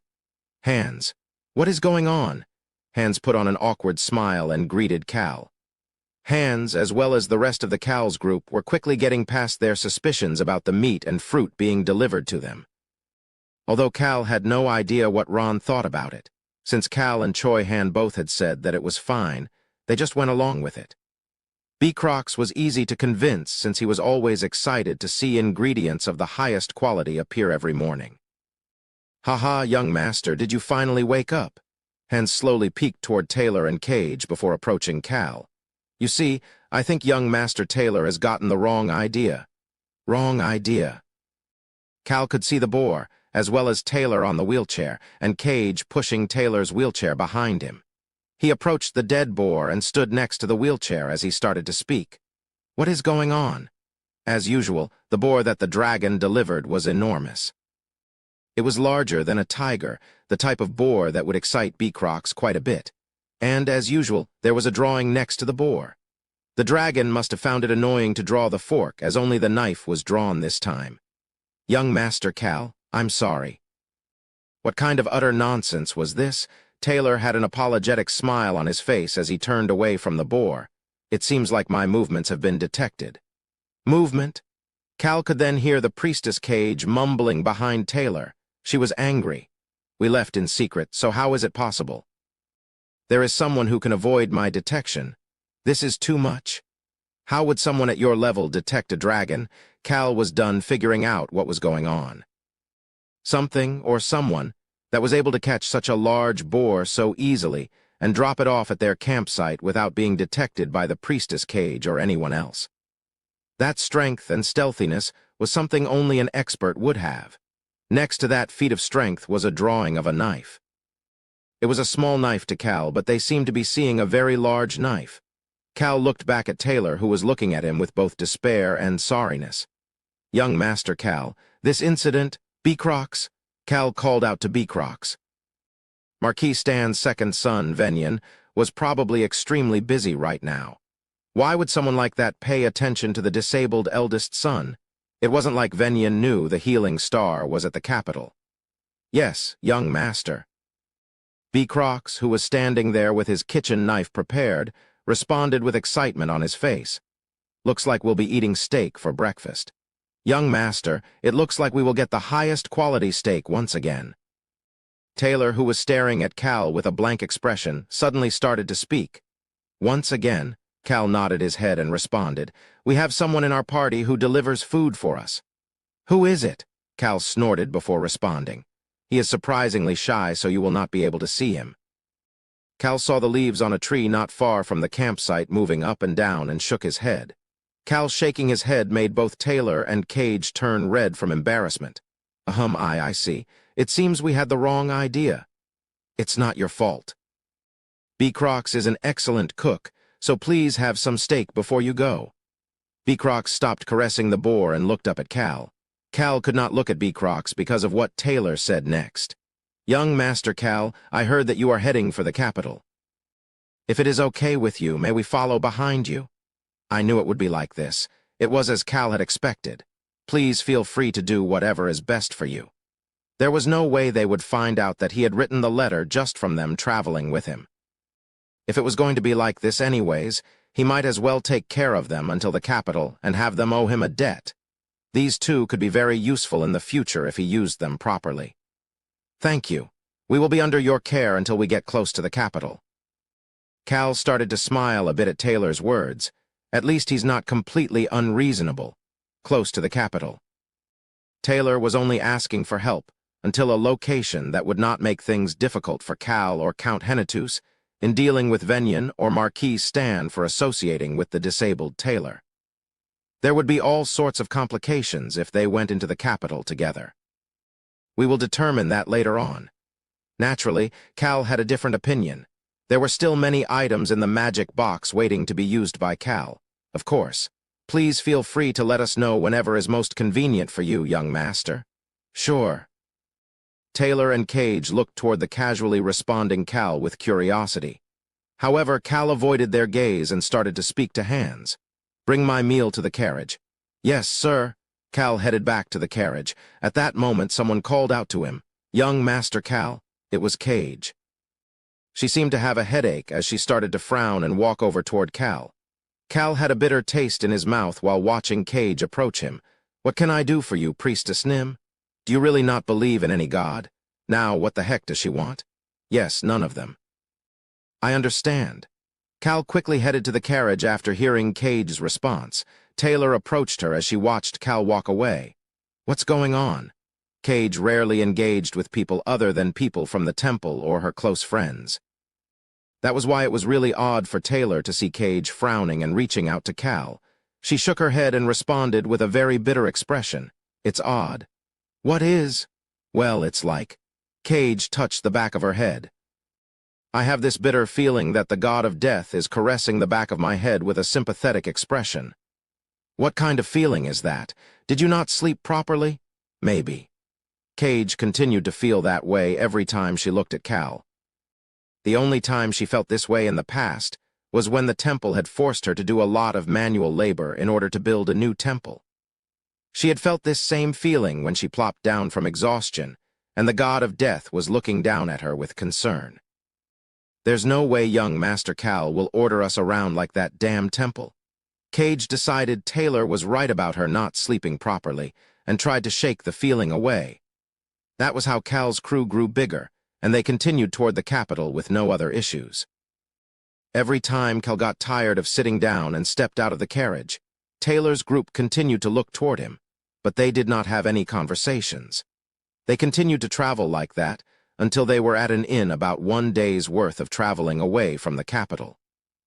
"Young Master Cal, you like alcohol, right?" Taylor and Cage came to look for Cal. "What can I do for you?" Cal wanted to know why they came to visit him so late at night, but his expression was not that odd. Taylor smiled at Cal's demeanor. "Cal Hennetus, the trash who cannot go a day without alcohol." When Taylor was still the potential successor to the Marquis, he had received all of the information about the nobles as well. Cal's information was so unique that there was no way he could forget it, but I don't think that is all. However, Cal was very different compared to the information. He stayed in the carriage all day so that they would feel at peace, and had the generosity to give them the best treatment possible. His subordinates also trusted and followed him. Most importantly, he treated the two of them like normal people. You are different from the rumors. They were now right in front of the capital. Taylor and Cage would need to move stealthily starting early the next morning. Of course, they will have to confidently walk in when they walk into the royal palace, but there were many things they were prepared to research before that happened. However, they had made up their mind to move differently than their original plan. They had been watching Cal Hennetus for over a week. This person was now on Taylor and Cage's mind. "Young Master Cal, it should be okay to share a drink with us before we leave, right? Chapter 27, you too. Come on in." Cal motioned for them to come into the room, and Cage pushed Taylor's wheelchair inside. Once all three of them sat down at the table, Cal did not even take a look at the alcohol before he asked, "What is it that you want?"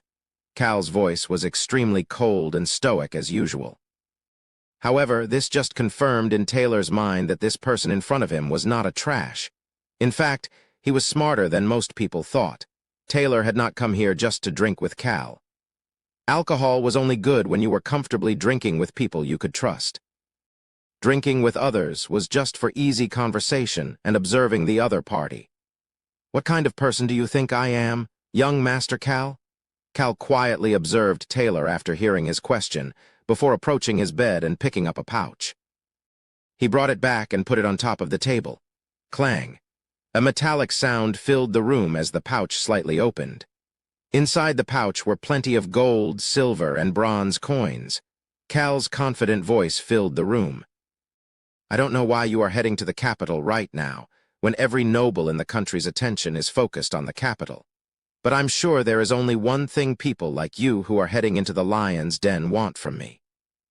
Cal had expected it from the moment they asked to follow him to the capital, as well as every time he felt their gazes during the trip. The wealthy Hennetus family. "You want money, right?" Sigh. The priestess Cage let out a sigh that was almost like a gasp of admiration. Taylor was someone who used to play at the top before falling off a cliff, but Cage was someone who had always been at the bottom. To someone like her, Cal was an unique individual. He asked the deputy butler for alcohol whenever he had a free moment. He did not care at all about what his subordinates did, and only ate the highest quality food.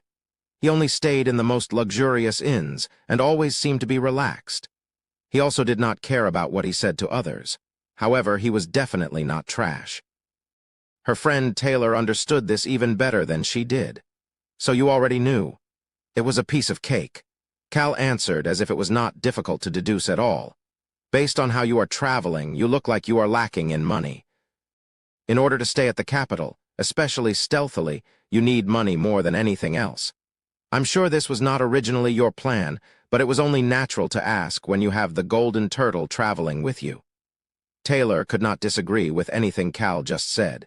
It was the truth. Cal Hennetus was someone who did not try to avoid him, the eldest son who was pushed aside by his family. Asking Cal and hopefully getting some money was their best course of action. Even if Cal said no, it didn't look like Cal would tell Venyan about Taylor's request. Cal seemed to hate complicated things. In Taylor's eyes, Cal was someone who voluntarily hid from others. "Thank you very much, young Master Cal." Cal did not say anything like, "You're welcome." Instead, he was ready to put into play his plan that he had formulated and thought over ever since they started following him. "Will you be leaving early in the morning?" "Yes. We were planning on stealthily leaving, but came here to see you before we left. We need to take care of things on our own now." Taylor's eyes were clear as he sat on the wheelchair. However, Cal could not see any positive feelings in Taylor's eyes when he made eye contact. "Will you be entering through the temple?" The moment Taylor's expression seemed to show shock at how Cal knew, Cage stepped in. "Yes, we plan to enter through the temple." They were planning to disguise Taylor as a member of the temple and sneak him in. However, doing so would alert the Temple of Death of Cage's location. Cage was willing to put herself in that kind of danger for Taylor. However, even entering like that would not guarantee stealth. Cal poked at that problem. "Even if you enter through the temple, Venyan or the Marquis will hear about it within 3 days." They most likely have informants in the Temple of Death as well. You really are very well informed. Cage started to smile. There was something she suddenly realized about Cal. Young Master Cal, I'm sure there is a reason you are so curious about our course of action. Tap. Tap. Cal's index finger tapped on the table. Take this money, and let the innkeeper know that you and your people will be staying one more day here. Cal then lifted up his finger and pointed toward the two of them. As for the two of you, you will get on my carriage. The rest of your group will enter the capital one day later. Screech. Cal pushed the chair back and stood up. He then went over and grabbed another item from the magic box and put it on top of the table. This is a magic tool that will make any life forms in a selected area turn invisible for 5 minutes. This was the second item that needed to be rented under Billows's name. Young Master, are you planning on stealing something? Steal. No, I plan to break something. Break something. He was planning on using this item during the Plaza Terror incident, but he had a reason to use it in advance now. Cal was thankful that it was not a single-use item. Silence filled the room once Cal stopped talking. Cage and Taylor looked back and forth between Cal and the item, and their lips opened and closed multiple times, but they could not say anything. They finally managed to ask after a while of silence. Why young Master Taylor, who had been silent for a while now, slowly started to ask. Why are you doing this for us? You have nothing to gain from it. Why? I have to help you out a bit since I caused it. It's not like it is going to harm me in any way. In addition, if Taylor manages to take over the Marquis position, Cal would not need to worry about Marquis Stan or Venyan's greed once the war with the foreign nations starts. That would help the Henatus territory remain quiet and allow Cal to live peacefully. Must I answer? Yes. I want to hear your reason.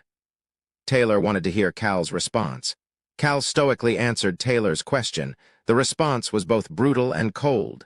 It's because you are so pitiful. I want to know just what is making someone like you, a cripple who doesn't know when he will die, do all of this. For the eldest son of a marquis to ask the trash of a count's family for money, it is just so pitiful. Taylor's mouth slowly opened and closed before he started to silently laugh. Taylor then patted his knees with his hands. He could not feel anything when he did that. However, Taylor's eyes, nose, mouth, hands, and the rest of him was still alive. Taylor started to smile brightly. Thank you for your sympathy. I needed that kind of sympathy. However, there is one condition to all of this. Cal did not pay any attention to Taylor's words of thanks. What is it? Forget about everything. Cal repeated himself once more as he pushed the bag of money toward Taylor. Forget about every single thing that has happened. Cal was showing that he was willing to help them, but did not want to be involved with them any further. Cage stepped forward. This was the reason she had come with Taylor. Young Master Taylor and I will make a vow to the god of death to not reveal anything. I'm sure that you are aware that anyone who breaks a vow made to the god of death will die. Yes, I am. Please make your vow. Cal started to smile at her words. A vow made to the god of death. It was because Cal believed in this famous vow that he was willing to help them out. The priestess Cage could not help but laugh after seeing Cal smile about their decision to make a vow to the god of death. I presume young Master Cal will not be making a vow. Correct. If things become complicated in the future because of this, I plan on revealing everything to Venyan. Yes.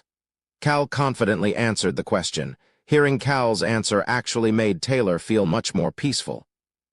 Taylor liked the fact that Cal was honest and said that he planned to reveal everything if it inconvenienced Cal in any way in the future. Cage, let's do it. Okay. Taylor and Cage, the two of them were no longer speaking formally in front of Cal. It was their signal to each other that they will reveal almost everything to Cal. We will start now. Tonight was the night of the new moon. On these nights, when the moon was not visible, was when the strength of the god of death was at its peak. Cage closed her eyes and gathered her hands together in front of her. It looked different than when people were praying. Her two palms were pointed toward Taylor and herself. Ooong. A small vibration filled the air. At the same time, a black smoke started to come out of Cage's fingertips and surrounded the three of them. Is this holy power? Cal was filled with an odd sensation while feeling the power around him. It was definitely different from ancient powers, but it was still warm, even though it was black. I, Cage, a daughter of the eternal night, wishes to borrow the name of the night to make a vow alongside Taylor Stan. A vow is made with our lives. Anyone who breaks this vow will descend into eternal darkness. Cage opened her eyes and looked toward Cal and Taylor before continuing to speak. I, Cage, and Taylor Stan, vow to keep tonight's discussions a secret only to be shared with the witness, Cal Henitus. We will not discuss this with anyone else. With anyone else. Taylor repeated the ending words. Cage closed her eyes after hearing Taylor's voice. The black smoke surrounded the three of them once again, and then Wang, with another vibration, the smoke disappeared. The vow was finished. Pretty simple. Cal could feel an odd sensation in his hand while sharing his thoughts. It was similar to ancient powers. He could sense the things related to the vow. The sensation you feel right now is the power of the vow. The moment we break the vow, young Master Cal will be informed of our deaths as the witness. I see. Cal easily accepted her explanation. He had no choice because of the sensation in his hand. He started to inspect the difference between the divine power and the ancient power inside of him. At that moment, Taylor put the bottle of alcohol he brought at the middle of the table. Tap. The bottle now sat at the middle of the table. Young Master Cal, will you have a drink? A drink. Cal hid his desire for them to leave and asked what they meant. Taylor nodded his head at Cal's question. Yes, alcohol. Alcohol is necessary on a good day. Taylor wanted to drink with Cal, someone he could not trust until recently. Cage seemed to have figured something out by his actions and started to smile before putting her hand into the wide sleeves of her priestess outfit. Tada! 3 shot glasses came out of her sleeve. Ho! Cal looked at the shot glasses, the bottle of alcohol, and the priestess with disbelief. He could not believe that she carried shot glasses in her sleeves. Priestess Nim. Yes, you are amazing. She was a true alcoholic. Cal took a glass from her and Taylor filled the glass. Once all 3 of their glasses were full, Cage asked Cal a question. Young Master Cal, is it not weird that a priestess is drinking? Cal tilted his head to one side and asked. Is that any of my business? Cal did not care whether she drank or not. Wow, I really like you. Cage shared her admiration while smacking her knee with her other hand. She then coyishly asked Cal, Young Master Cal, do you not have any desire to get to know an older sister with a great personality? Nope, Cal sternly answered, and Taylor quickly added on. What about an older brother with a great personality? Even less. Cage and Taylor both started to laugh instead of being disappointed at Cal's answer. Cal could not tell what was funny about his response, but lifted up his glass and started to speak. Cheers. Clang. The 3 glasses clanged together. A night of a new moon. There was no moon in the sky, but this alcohol that was deeper than the moon and created a thread connecting these 3 individuals. The next morning. Young Master, shall we head out? Cal did not know whether Hands was slow or just found this to be funny. Deputy Butler Hands had heard the situation from Cal and pretended to not see the 2 people in the corner of Cal's carriage, instead loudly asking Cal whether they should leave. Yes, let's go. Of course, Cal casually gave the command to go. 2 hours. They would arrive at the entrance of the capital in 2 hours. Chapter 28. U3. Clunk. The carriage started to move. Meow, On and Hong glanced over and Cage and Taylor, who were sitting across from them and stuck closely to Cal. Young Master Cal, do you know anything about this royal event? Cal looked toward Taylor.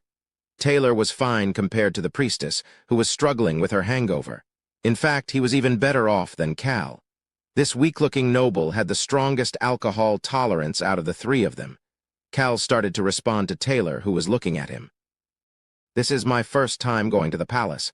I have only been to a northeastern nobles meeting a few years ago. Taylor did not bring this up just to start a conversation. It was because he wanted to share a piece of information with Cal for his generosity. I see.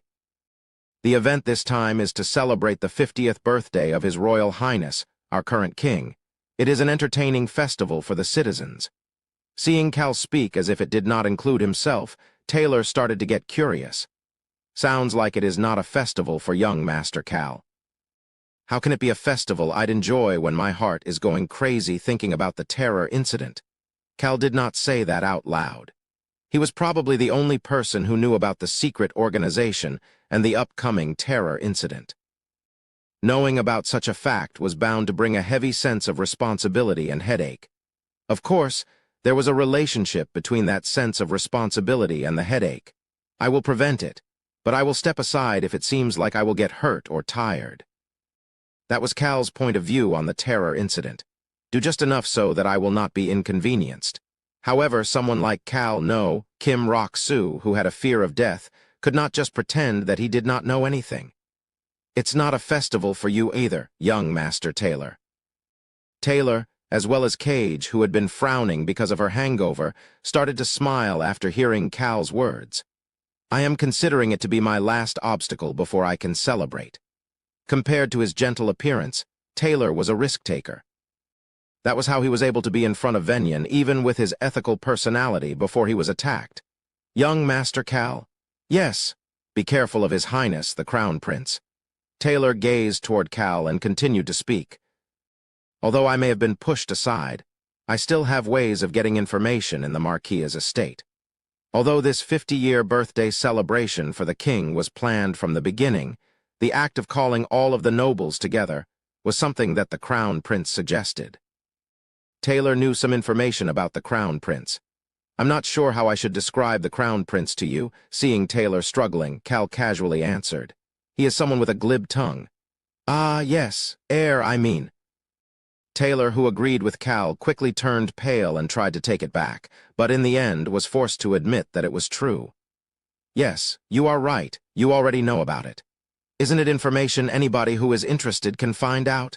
Of course. But this is the first time I've heard anyone be so blunt about it like you, young Master Cal. Seeing Taylor nodding his head, Cal started to think about the Crown Prince, the glib tongue of the Crown Prince. The Crown Prince was very good at giving compliments to people. He was also very good at praising these people in public for their deeds and giving them recognition. After that, he used these people. Of course, the people being used have no idea that they are being used. One of these victims in the novel was none other than Choi Han, the person the Crown Prince lifts up as his close friend and hero. For a commoner like Choi Han, he thought it was good that someone like the Crown Prince treated him so closely. However, for Cal or Kim Rock-soo, who was reading the novel, the Crown Prince was the type of person he hated the most. The problem is that the way he uses people for the right reasons. He did not use people for his own benefits or for power. He used these people for the kingdom, the citizens, and to make the nation greater. I guess it is too much to call it using people. Rather than using, it was more like asking for their help. The Crown Prince did not order these people using his superiority, but instead he asked them on an equal level. He used that glib tongue of his to praise them a lot, and then give a really sad reason that people could not turn down. Naturally, Choi Han was unable to say no. The cold, yet just as good-natured Rosalind ended up agreeing to help out in the end as well. Of course, even such a person had a weakness. Anyways, young Master Cal, His Highness the Crown Prince, as you already know, it is tiring to get involved with such a person. You do not have to worry. I plan on being as quiet as possible before returning home. I do not like being flashy. Cal answered back like it was nothing. However, he then realized that silence had filled the room after he responded. The kittens, On and Hong, Cage, who was struggling with her hangover, and even Taylor, who had a gentle smile on his face, they were all staring at Cal. Why are you looking at me like that? Will it really be possible to? No, never mind. Nothing. Both Cage and Taylor said no before looking away. The kittens just shook their heads. Cal started to frown and added on. Even if I do end up being dragged in, the thing that young Master Taylor and Priestess Nim are thinking about will not happen. Taylor and Cage could see that Cal was smiling. His smile was so devious that he looked like a villain. Cal smiled at the two of them before continuing on. I also have a very glib tongue. The Crown Prince tended to stay away from people similar to himself. It was his wariness of others like him. If the Crown Prince was the type to praise people and use them for his needs, Cal just needed to act the same way. Seeing Cage look toward him with an expression that seemed to say she was feeling better, He looked right into her eyes. She then started to speak. "I think this look suits you very well, young Master Cal. You look very evil. It is better than looking like a good person." "I knew it." Cage nodded her head and seemed to confirm something, but Cal did not care. Instead, he pushed aside the curtain on the window and looked outside. They were pretty close to the gate of the capital now. The gate that Cal's carriage was heading toward was a different gate than the gate that the commoners used. He was heading toward the noble's entrance, which would allow him to get through it much faster. The capital really is different. That was what came out of Cal's mouth based on what Cal saw out through the window. Taylor seemed to understand why Cal felt that way and nodded his head. Roan Kingdom is the kingdom of boulders. Cal could see the large wall surrounding the capital. There were many different sculptures on the wall. The Roan Kingdom was kind of unique. Not only was it the western continent's greatest source of marble, but the northwest and western areas of Roan Kingdom contained a lot of granite. That was why it was called the Land of Boulders. If you traveled up north, the majority of the mountain peaks were made of granite. The Roan Kingdom had quite a lot of rock mountains. Taylor continued to speak, as if he suddenly remembered something. If you look through the ancient stories, there are many boulder-related stories, even before the Roan Kingdom came into existence. One of them says that this land had a boulder-like guardian. The Roan Kingdom was located on the northeast of the western continent. It was a guardian that could protect everything from any kind of attack. When darkness descended on the continent, this guardian was the one to stand in the front against it. There were many different myths about the end of the ancient times. You would hear tons of different stories as you traveled around the continent. Some say that the end of the ancient times came when darkness descended, and some heroes managed to defeat this darkness. Others say it ended because people were jealous of each other's powers and fought for control. Finally, some even say that a god was so angry that it destroyed all living beings. The story that Taylor was discussing right now was one of those many myths. "Taylor, you seem to like that story?" Taylor nodded his head at Cage's question. "Yes, I do." Cal turned to look at Taylor.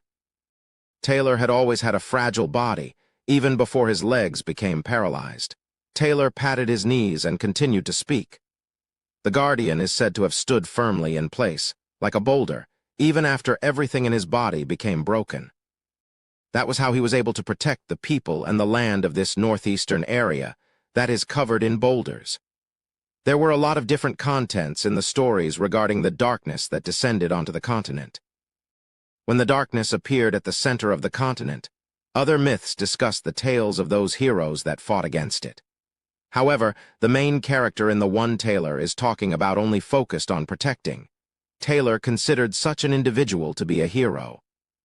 Such an existence cannot survive in the present day. That is why I like this myth so much. But you don't seem to believe it.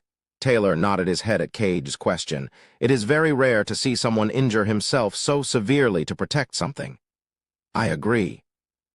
Cal nodded his head to agree with Taylor's statement. It was one thing to protect yourself, but this guardian protected others and this northeastern land. Cal could not understand such logic. But this is my first time hearing about this specific story. Cal had read about all sorts of legends and myths regarding ancient powers while reading until Volume 5 of The Birth of a Hero.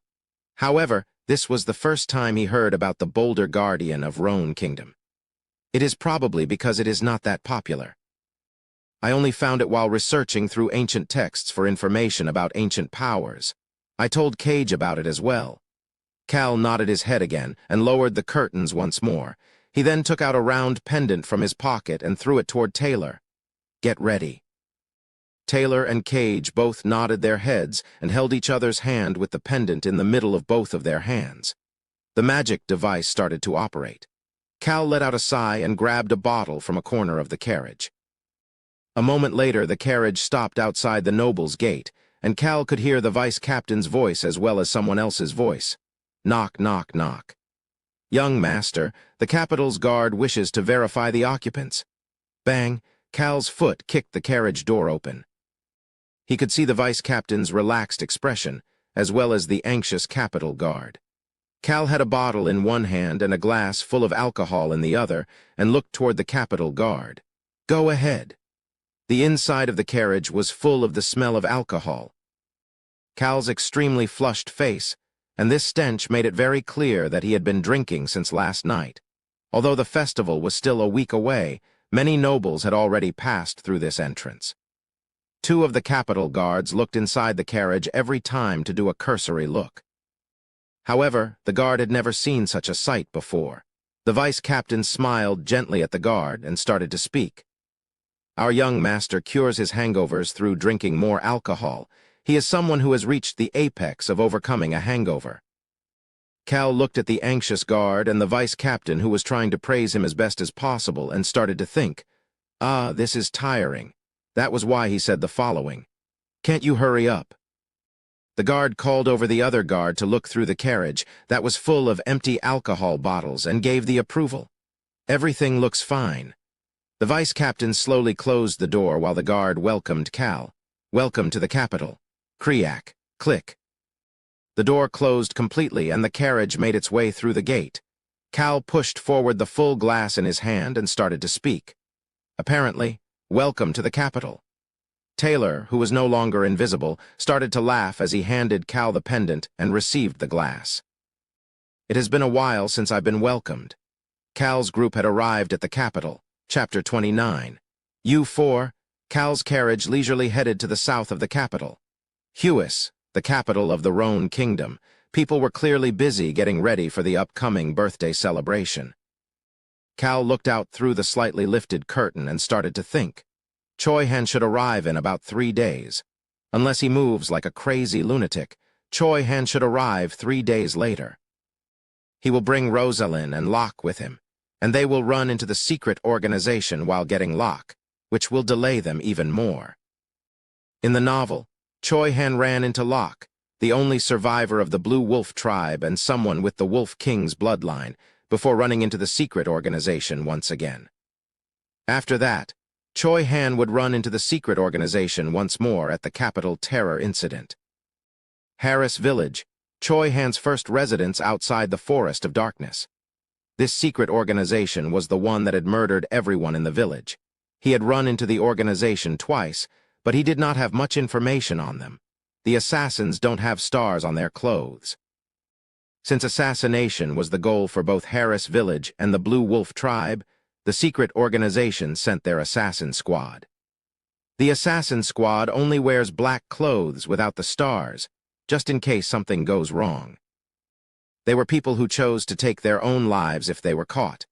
But things will change starting at the capital. That blood-loving punk will show up. While preventing the terror incident with Rosalind, Choi Han comes in contact with a leader of the secret organization. That leader and their subordinates all have the red star and 5 white stars on their chest. Cal had already come up with an excuse to give Choi Han as well for their uniforms when they rescued the dragon. He just blankly stared outside before shutting the curtains once again. The happy citizens decorating the streets, and the streets that were becoming very beautiful.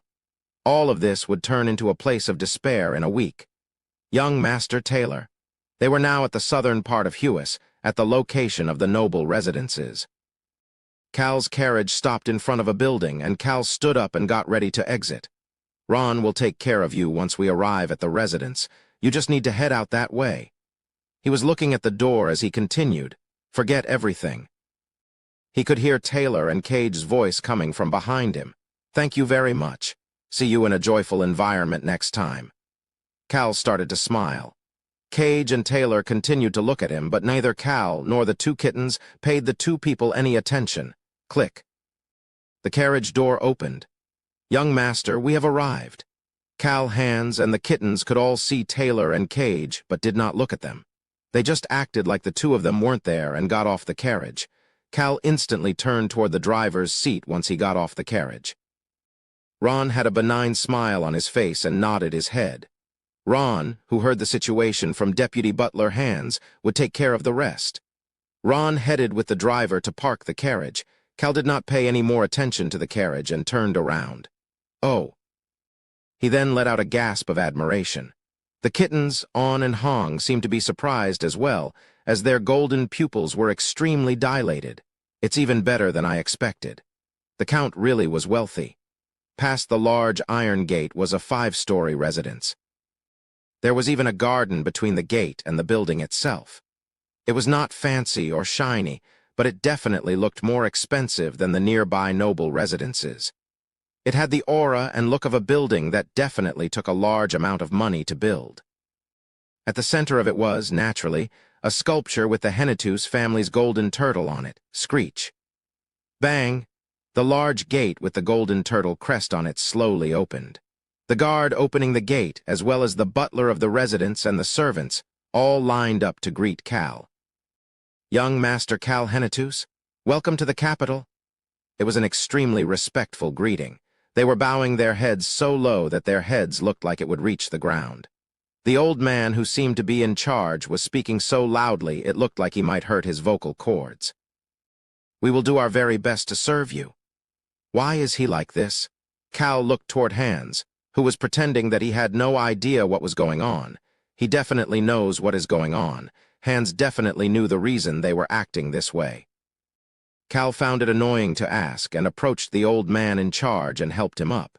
He then looked toward the rest of the servants and started to speak. "Everybody, lift your heads up." The servants quickly raised their heads. They had never seen Cal while working at the residence. However, they had definitely heard stories about Cal from the people that visited from the Hennetus territory. The trash Cal. The servants here heard that Cal considered people who worked in the estate as either nobles or useless people. Sometimes, he didn't even treat them like people. They were anxious about what Cal was going to say next and waited for him to continue. "No need to be this respectful in the future. I do not like to cause any issues to people who do their job well." The servants' gazes all turned toward Cal. Cal could see that they were all still stiff and started to frown. "I heard that mother picked all of you. She said you all have a lot of pride for your work, so I'm sure you will perform very well." The servants' expressions all turned odd. "Ask Ainz if you have any questions." He had enough to do as is, so it was better to leave everything to Ainz. Plus, there was no reason to pay a lot of attention when he was leaving again in just a few days. Cal looked toward the servants, whose expressions were getting slightly better, and started to walk. "Let's go." Cal walked in front as they headed to the 5-story building. When a homeowner enters their house for the first time, they needed to personally walk from the gate to the door of the residence. This symbolized that this was his territory. When the Crown Prince became the king, the Crown Prince, no, the king, walked from the castle gate to the center of the palace where his throne was located. It was a similar kind of logic. Count Daruth and the Countess had walked into this residence like this before, but Cal was now the owner of this large residence. Screech, the large iron gate with the golden turtle, closed. At the same time, as it usually is with information in the capital, the nearby nobles all learned of the arrival of the Hennetus family's representative. This happened even faster than the person Cal sent to the palace to inform the crown of his arrival could reach the palace. That was why these 3 people, who were members of the Northeastern nobles gathering, started to worry. They started to frown while drinking tea with each other. "Sigh, it really is not young Master Basin, but young Master Cal. This is going to make things complicated. But we need to carry him with us, since he is one of our own." "That is true. I'm sure even a trash will not act up in front of us, right?" The neutral Hennetus family and the nice, but not flexible Basin. Then there was the trash of the Hennetus family, Cal. These 3, whose families were close to the Hennetus family among all of the Northeastern noble families, decided to make the decision that made sense for their future. "We just need to protect him and prevent him from doing anything stupid. Let's first meet with him and talk." To them, Cal was like a toddler walking by the water that needed their protection. At the same time, Cal was dangerous and could cause a scene at any point. They immediately sent an invitation letter to Cal's residence, which was quickly delivered into Cal's hand by that evening. Sigh. Cal threw the letter to the table with an extremely annoyed expression. "Will you not go?" "Can I not go?" "No, it is a Northeastern nobles meeting." I knew it. Nobles were really fast at getting information. Cal was the same way as well. Ainz handed the document he received from the residence manager to Cal. "This is the list of nobles who are currently in the capital." "Good. Did Ron take care of things properly?" Ainz had a short response to Cal's question. Yes. Cal was satisfied with that answer. Cal had prepared a lot for Taylor. A wig, a robe, a wheelchair without the Stan family crest, and even money. He had given everything to Taylor properly. Well, other than the money, Ainz handled the delivery process for everything else. Good work. Get some rest. Yes, sir. I will make sure to get some rest. Ainz was not the type to say that he was okay when told to rest. Cal said one more thing as Ainz quickly tried to leave. But have them send something up for me to eat. I will make sure to do so. Ainz quickly responded to Cal's statement. That indicated he would not be going down to the dining room, and soon enough, Cal's chamber was filled with a feast. Cal looked at the dishes that included meat, desserts, and even wine, and smiled with satisfaction before heading over to the terrace. His chamber was located on the 3rd floor. It was the room that received the most sunlight. He opened the large window heading to the terrace and called out, "Come in." He then left the window open and sat down next to the table.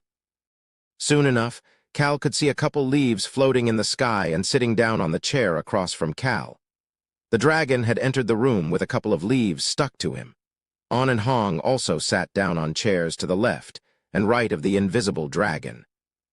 Cal stared at the three of them before opening the wine bottle and telling them to eat. Go ahead and eat. The red wine filled the glass. You gathered ingredients for us, but you never got to eat any of it. Cal brought the wine glass to his lips as he continued to speak. I'm sure it wasn't easy following us. At that moment, the black dragon removed its invisibility magic and revealed itself. An helped remove the leaves that were stuck to the dragon, while Hong stuffed a piece of steak that Beacrox had cooked into the dragon's mouth. The average age of these 3 animals was 7 years old. Cal just watched the 3 animals eat, before pushing more food toward them. Seeing Cal being so nice made An and Hong flinch, while the black dragon stopped chewing and just started to observe Cal. Cal took another sip as he started to think. They're going to be working very hard in the future. Since they will need to work on his behalf, the least he could do was feed them well. Maybe it was because they were all so young, but Cal was able to relax for the first time in a long time, even around stronger than average individuals. It would be great if it could just stay like this. A house about this size, delicious food like this, and time to relax. Cal was thinking about how great it would be to live a life with those 3 things. His goal was to live like this once Basin became the official successor. Cal made up his mind once more. He then turned on the magic music box in the corner. A song that he was not familiar with started playing as Cal took another sip of wine. He could see the sky starting to get darker. This is great. Now this is living. Cal had a relaxed smile on his face. At that moment, knock, knock, knock. The black dragon immediately turned invisible again, while the kittens started to pretend to be normal kittens by washing their faces. Cal got up to head to the door. Clang. He accidentally hit the wine bottle while getting up, and it fell down and broke into pieces. The carpet started to get stained with the red wine. I have a bad feeling about this. Cal suddenly had a bad feeling for no reason. He quickly headed for the door. Why do I have such an ominous feeling? Cal could not figure it out. Is it Choi Han? No, it can't be. Unless he travels like a lunatic, there is no way he arrived here already. He won't be here for another 3 days. There was no way someone like Choi Han would force an injured lock to move faster. Even though Choi Han had potions that Cal had given him, the wolf tribe was disowned by the gods. Since potions were made with divine power, it did not work on them. And there was also no way that Rosalind, the careful and cautious person who hid her magic abilities at first in the novel, would use advanced magic to transport them all to the capital. But most importantly, Cal had told Choi Han that he would be staying at a specific hotel in the capital. He was going to go meet Choi Han there once before leaving Ron and Beacrox to take care of the rest. Right. This ominous feeling is just a side effect of hanging around people like Ron or Choi Han for too long. Cal calmed himself down before vigorously opening the door. Cal's heart sunk as soon as he opened the door. An urgent and desperate voice quickly reached Cal's ear. Cal Nim. I'm sorry. You were the only person that came to mind. A desperate Choi Han was standing in front of him. He seemed to have rushed here as quickly as possible, as he looked like a total mess. Cal felt like he had seen the scariest thing in his life. Next to Choi Han was the deputy butler Ainz, who had a similar expression as Choi Han, but with a bit of confusion mixed into it. However, the moment Cal saw the person who came with Choi Han, as well as the person on Choi Han's back, he quickly opened the door. "Come in for now." The person on Choi Han's back was none other than the Wolf Tribe member, Locke. "Bring him with you." Locke of the Blue Wolf Tribe, the successor of the Wolf King, seemed to be in a dangerous state. Locke was currently going through the pain before transforming into berserk mode for the first time in his life. Cal did not know why this state that happened a year later in the novel was already happening. However, he looked around at everybody and said just one thing: "Don't worry." Chapter 30. U5, Choi Han and Locke. Behind Choi Han was Rosalind. These three people walked into Cal's room. "Hands, go bring something to drink." "Excuse me." "Ah, right away." Cal closed the door without letting Deputy Butler Hands into the room. Cal then pointed to the bed for Choi Han, who was looking at him, to put Locke down. "Lay him down first." "Got it." Choi Han carefully put Locke on the bed. Cal slowly approached Locke. Locke definitely had the purest of pure blood, making him look like a weak human. However, he was pretty tall for being a young boy. Ha, ha, ha. Locke was huffing and trying his best to open his eyes. He had a deep frown on his face, and his body was limp, like he could not put any strength into it. It was already too late to prevent the berserk state from arriving. Cal looked at the tall but still young boy in front of him, who was doing his best to keep his eyes open, and told him to relax. "Just keep your eyes closed. No need to strain yourself." There was no strength in Cal's stern tone, but it had a way of making people listen. Locke slowly closed his eyes. The voice of this man, whom Locke did not know, flowed into Locke's ear. "Everything will be okay." Locke was huffing and quietly calling for someone. He was calling for his uncle, the chief of the Blue Wolf Tribe, and the man who died for the tribe, even though he was one step away from becoming the Wolf King. His uncle had made sure Locke was hidden before rushing toward the invaders. "Everything will be okay." That was what his uncle had said to him. Locke started to frown after thinking about his uncle. Cal just ignored him as he turned away. "Cal Nim, why is Locke like this?" Choi Han still looked anxious and desperate. Originally in the novel, Choi Han had only slightly opened his heart to Locke by this point. Just what could have happened? Cal was not an idiot. He knew that Choi Han's situation had changed a bit because of him. That was why he was trying really hard to cut off their relationship. He did not ask that question and let Choi Han continue to speak. "Potions don't work either.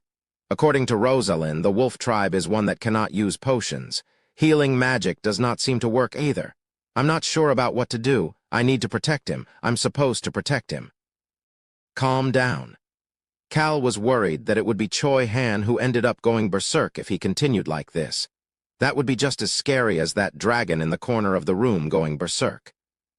Maybe it was because he lived for tens of years in solitude. Actually, even though he lived for tens of years in solitude, Choi Han's personality remained one where he was a nice guy who cared a lot for things like friendship.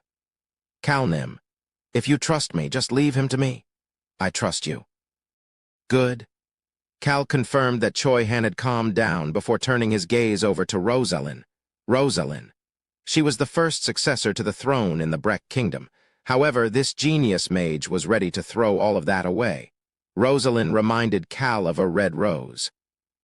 She had red hair that was even brighter than Cal's, as well as beautiful red lips that currently had their corners lifted up with curiosity. Although she may remind him of a rose, her personality was closer to that of the sun. Rosalind did not put Locke, Choi Han, or even Cal in her eyes. She was focused at the corner of the room. This aura, this strong aura of mana. Rosalind was accurately looking at the chair that the dragon had used earlier, while her hands were shaking and clenched tightly. Sigh. A sigh came out of Cal's mouth. It seemed like the dragon was curious about this mage. The black dragon had sent some mana over to Rosalind, and showing off some mana skills that Rosalind could not even dream about. Throughout history, dragons had a tendency to hate humans, but like mages quite a bit. The dragon was doing that because he was happy. Cal looked toward the table that seemed empty and quietly started to speak. "Stop it. Stay still." Almost instantly, Rosalind took a deep breath and quickly returned to normal. The dragon seemed to have removed his mana. Rosalind could not stop shaking as she looked toward Cal. Just what Cal cut her off and pointed to Locke. "This is more important?" "Ah." Rosalind's expression quickly calmed down. She looked at Locke, who was laying down with his eyes closed, and asked Cal, "What is going on with Locke right now?" Cal looked at the small staff in her hand. The reason they were able to arrive at the capital in just 3 days was probably because Rosalind used teleportation magic.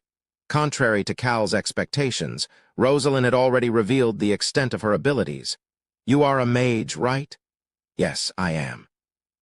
"Have you heard anything about the berserk mode of beast tribes?" "Ah." Rosalind let out a small noise. However, her face quickly filled with confusion. "I have read about the wolf tribe's berserk mode in books. However, I have never read anything about heating up like this and being in pain." "It is because it is his first time." "Excuse me?" Cal continued to speak to the people in the room who were all looking at him. "Beast people lose their sanity during their first time entering berserk mode because of the physical pain from their bodily transformation. If they can persevere past this first painful transformation, they will be able to use the berserk mode as a weapon. Beast people were at their strongest when they were in berserk mode." Cal observed Locke's situation before continuing on. "He will go berserk very soon." He then turned to look at Rosalind. Rosalind nodded her head at his gaze and sternly answered, "I don't know what kind of person you are, but I am able to read the situation." Although her tone was stern, her eyes were still gentle. "He is a young boy." "I know." She was asking Cal for help, and Cal was agreeing to help. Meow. At that moment, the 2 kittens appeared between the 2 of them and jumped onto the bed. On and Hong were staring at Locke when, "Ugh." Locke revealed his teeth and started to growl at the kittens On and Hong. His instincts were in control over his rationality right now, making him react to other beast people. He looked so vicious that even Choi Han was worried. However, meow, smack. Hong used his front paw to smack Locke's growling mouth. It was a sharp front paw attack that seemed to be telling Locke to stop it. He then looked toward Cal with eyes that seemed to be asking Cal to hurry up and help Locke. "He is fine." Cal responded to Hong when there was a knock on the door. When Cal opened the door, Hands had brought drinks as well as wet towels. Cal gave Hands another order. "Hands." "Yes, sir. Bring something to carry him with?" Excuse me." Cal pointed to Locke on the bed, put him on it, and take him to the underground training arena. "Oh, make sure all of the knights are out of the arena and that nobody is in there." Hans's expression seemed to be asking why Cal would move a sick boy to the arena, but Cal just ignored it. "Hurry up." "Yes, sir." Hands had a ton of questions and was looking at Cal weirdly, but he still did his job. He quickly left to grab something to carry Locke with, while Cal turned around to look at Choi Han and Rosalind. "Choi Han, and you." "It's Rosalind." "Yes, Rosalind." The 2 of them looked away from the bed to look at Cal. "Yes, Calnim." "What is it?" Concern, worry, despair, and sincerity. With all those emotions on their faces, Choi Han and Rosalind looked more like simple good people rather than heroes. Cal bluntly started to speak to the 2 of them. "You 2 will need to get beat up a bit." "Excuse me?" After a few seconds of silence, Rosalind seemed shocked, while Choi Han just quietly waited for Cal's continuing words. "Normally, when beast people with wild beast blood like the wolf tribe, tiger tribe, and bear tribe experience going berserk for the first time, their parents and siblings help take care of it. They take all the attacks of the berserk individual and protect them to make sure they don't get hurt. That is how they protect their children." Choi Han and Rosalind's expressions turned sour almost instantly. Locke did not have any parents or siblings now. Cal peeked over at Locke before continuing to speak. "I can tell that is not an option for this child." Clap. Cal clapped once, before pointing at Choi Han and Rosalind. "That is why we will pretend that you are the mother and father, or, if you do not like that scenario, then you shall be the older brother and older sister. You 2 will need to figure out how to protect him." Cal had his indestructible shield, but he did not want to take care of Locke's berserk state. Why should he step in when there were people stronger than him right here? Rosalind and Choi Han looked at each other. He will tire out on his own, and the berserk state will slowly disappear.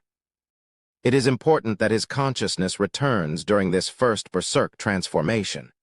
That is the only way to make him retain his consciousness and rationality the next time he transforms into the berserk mode.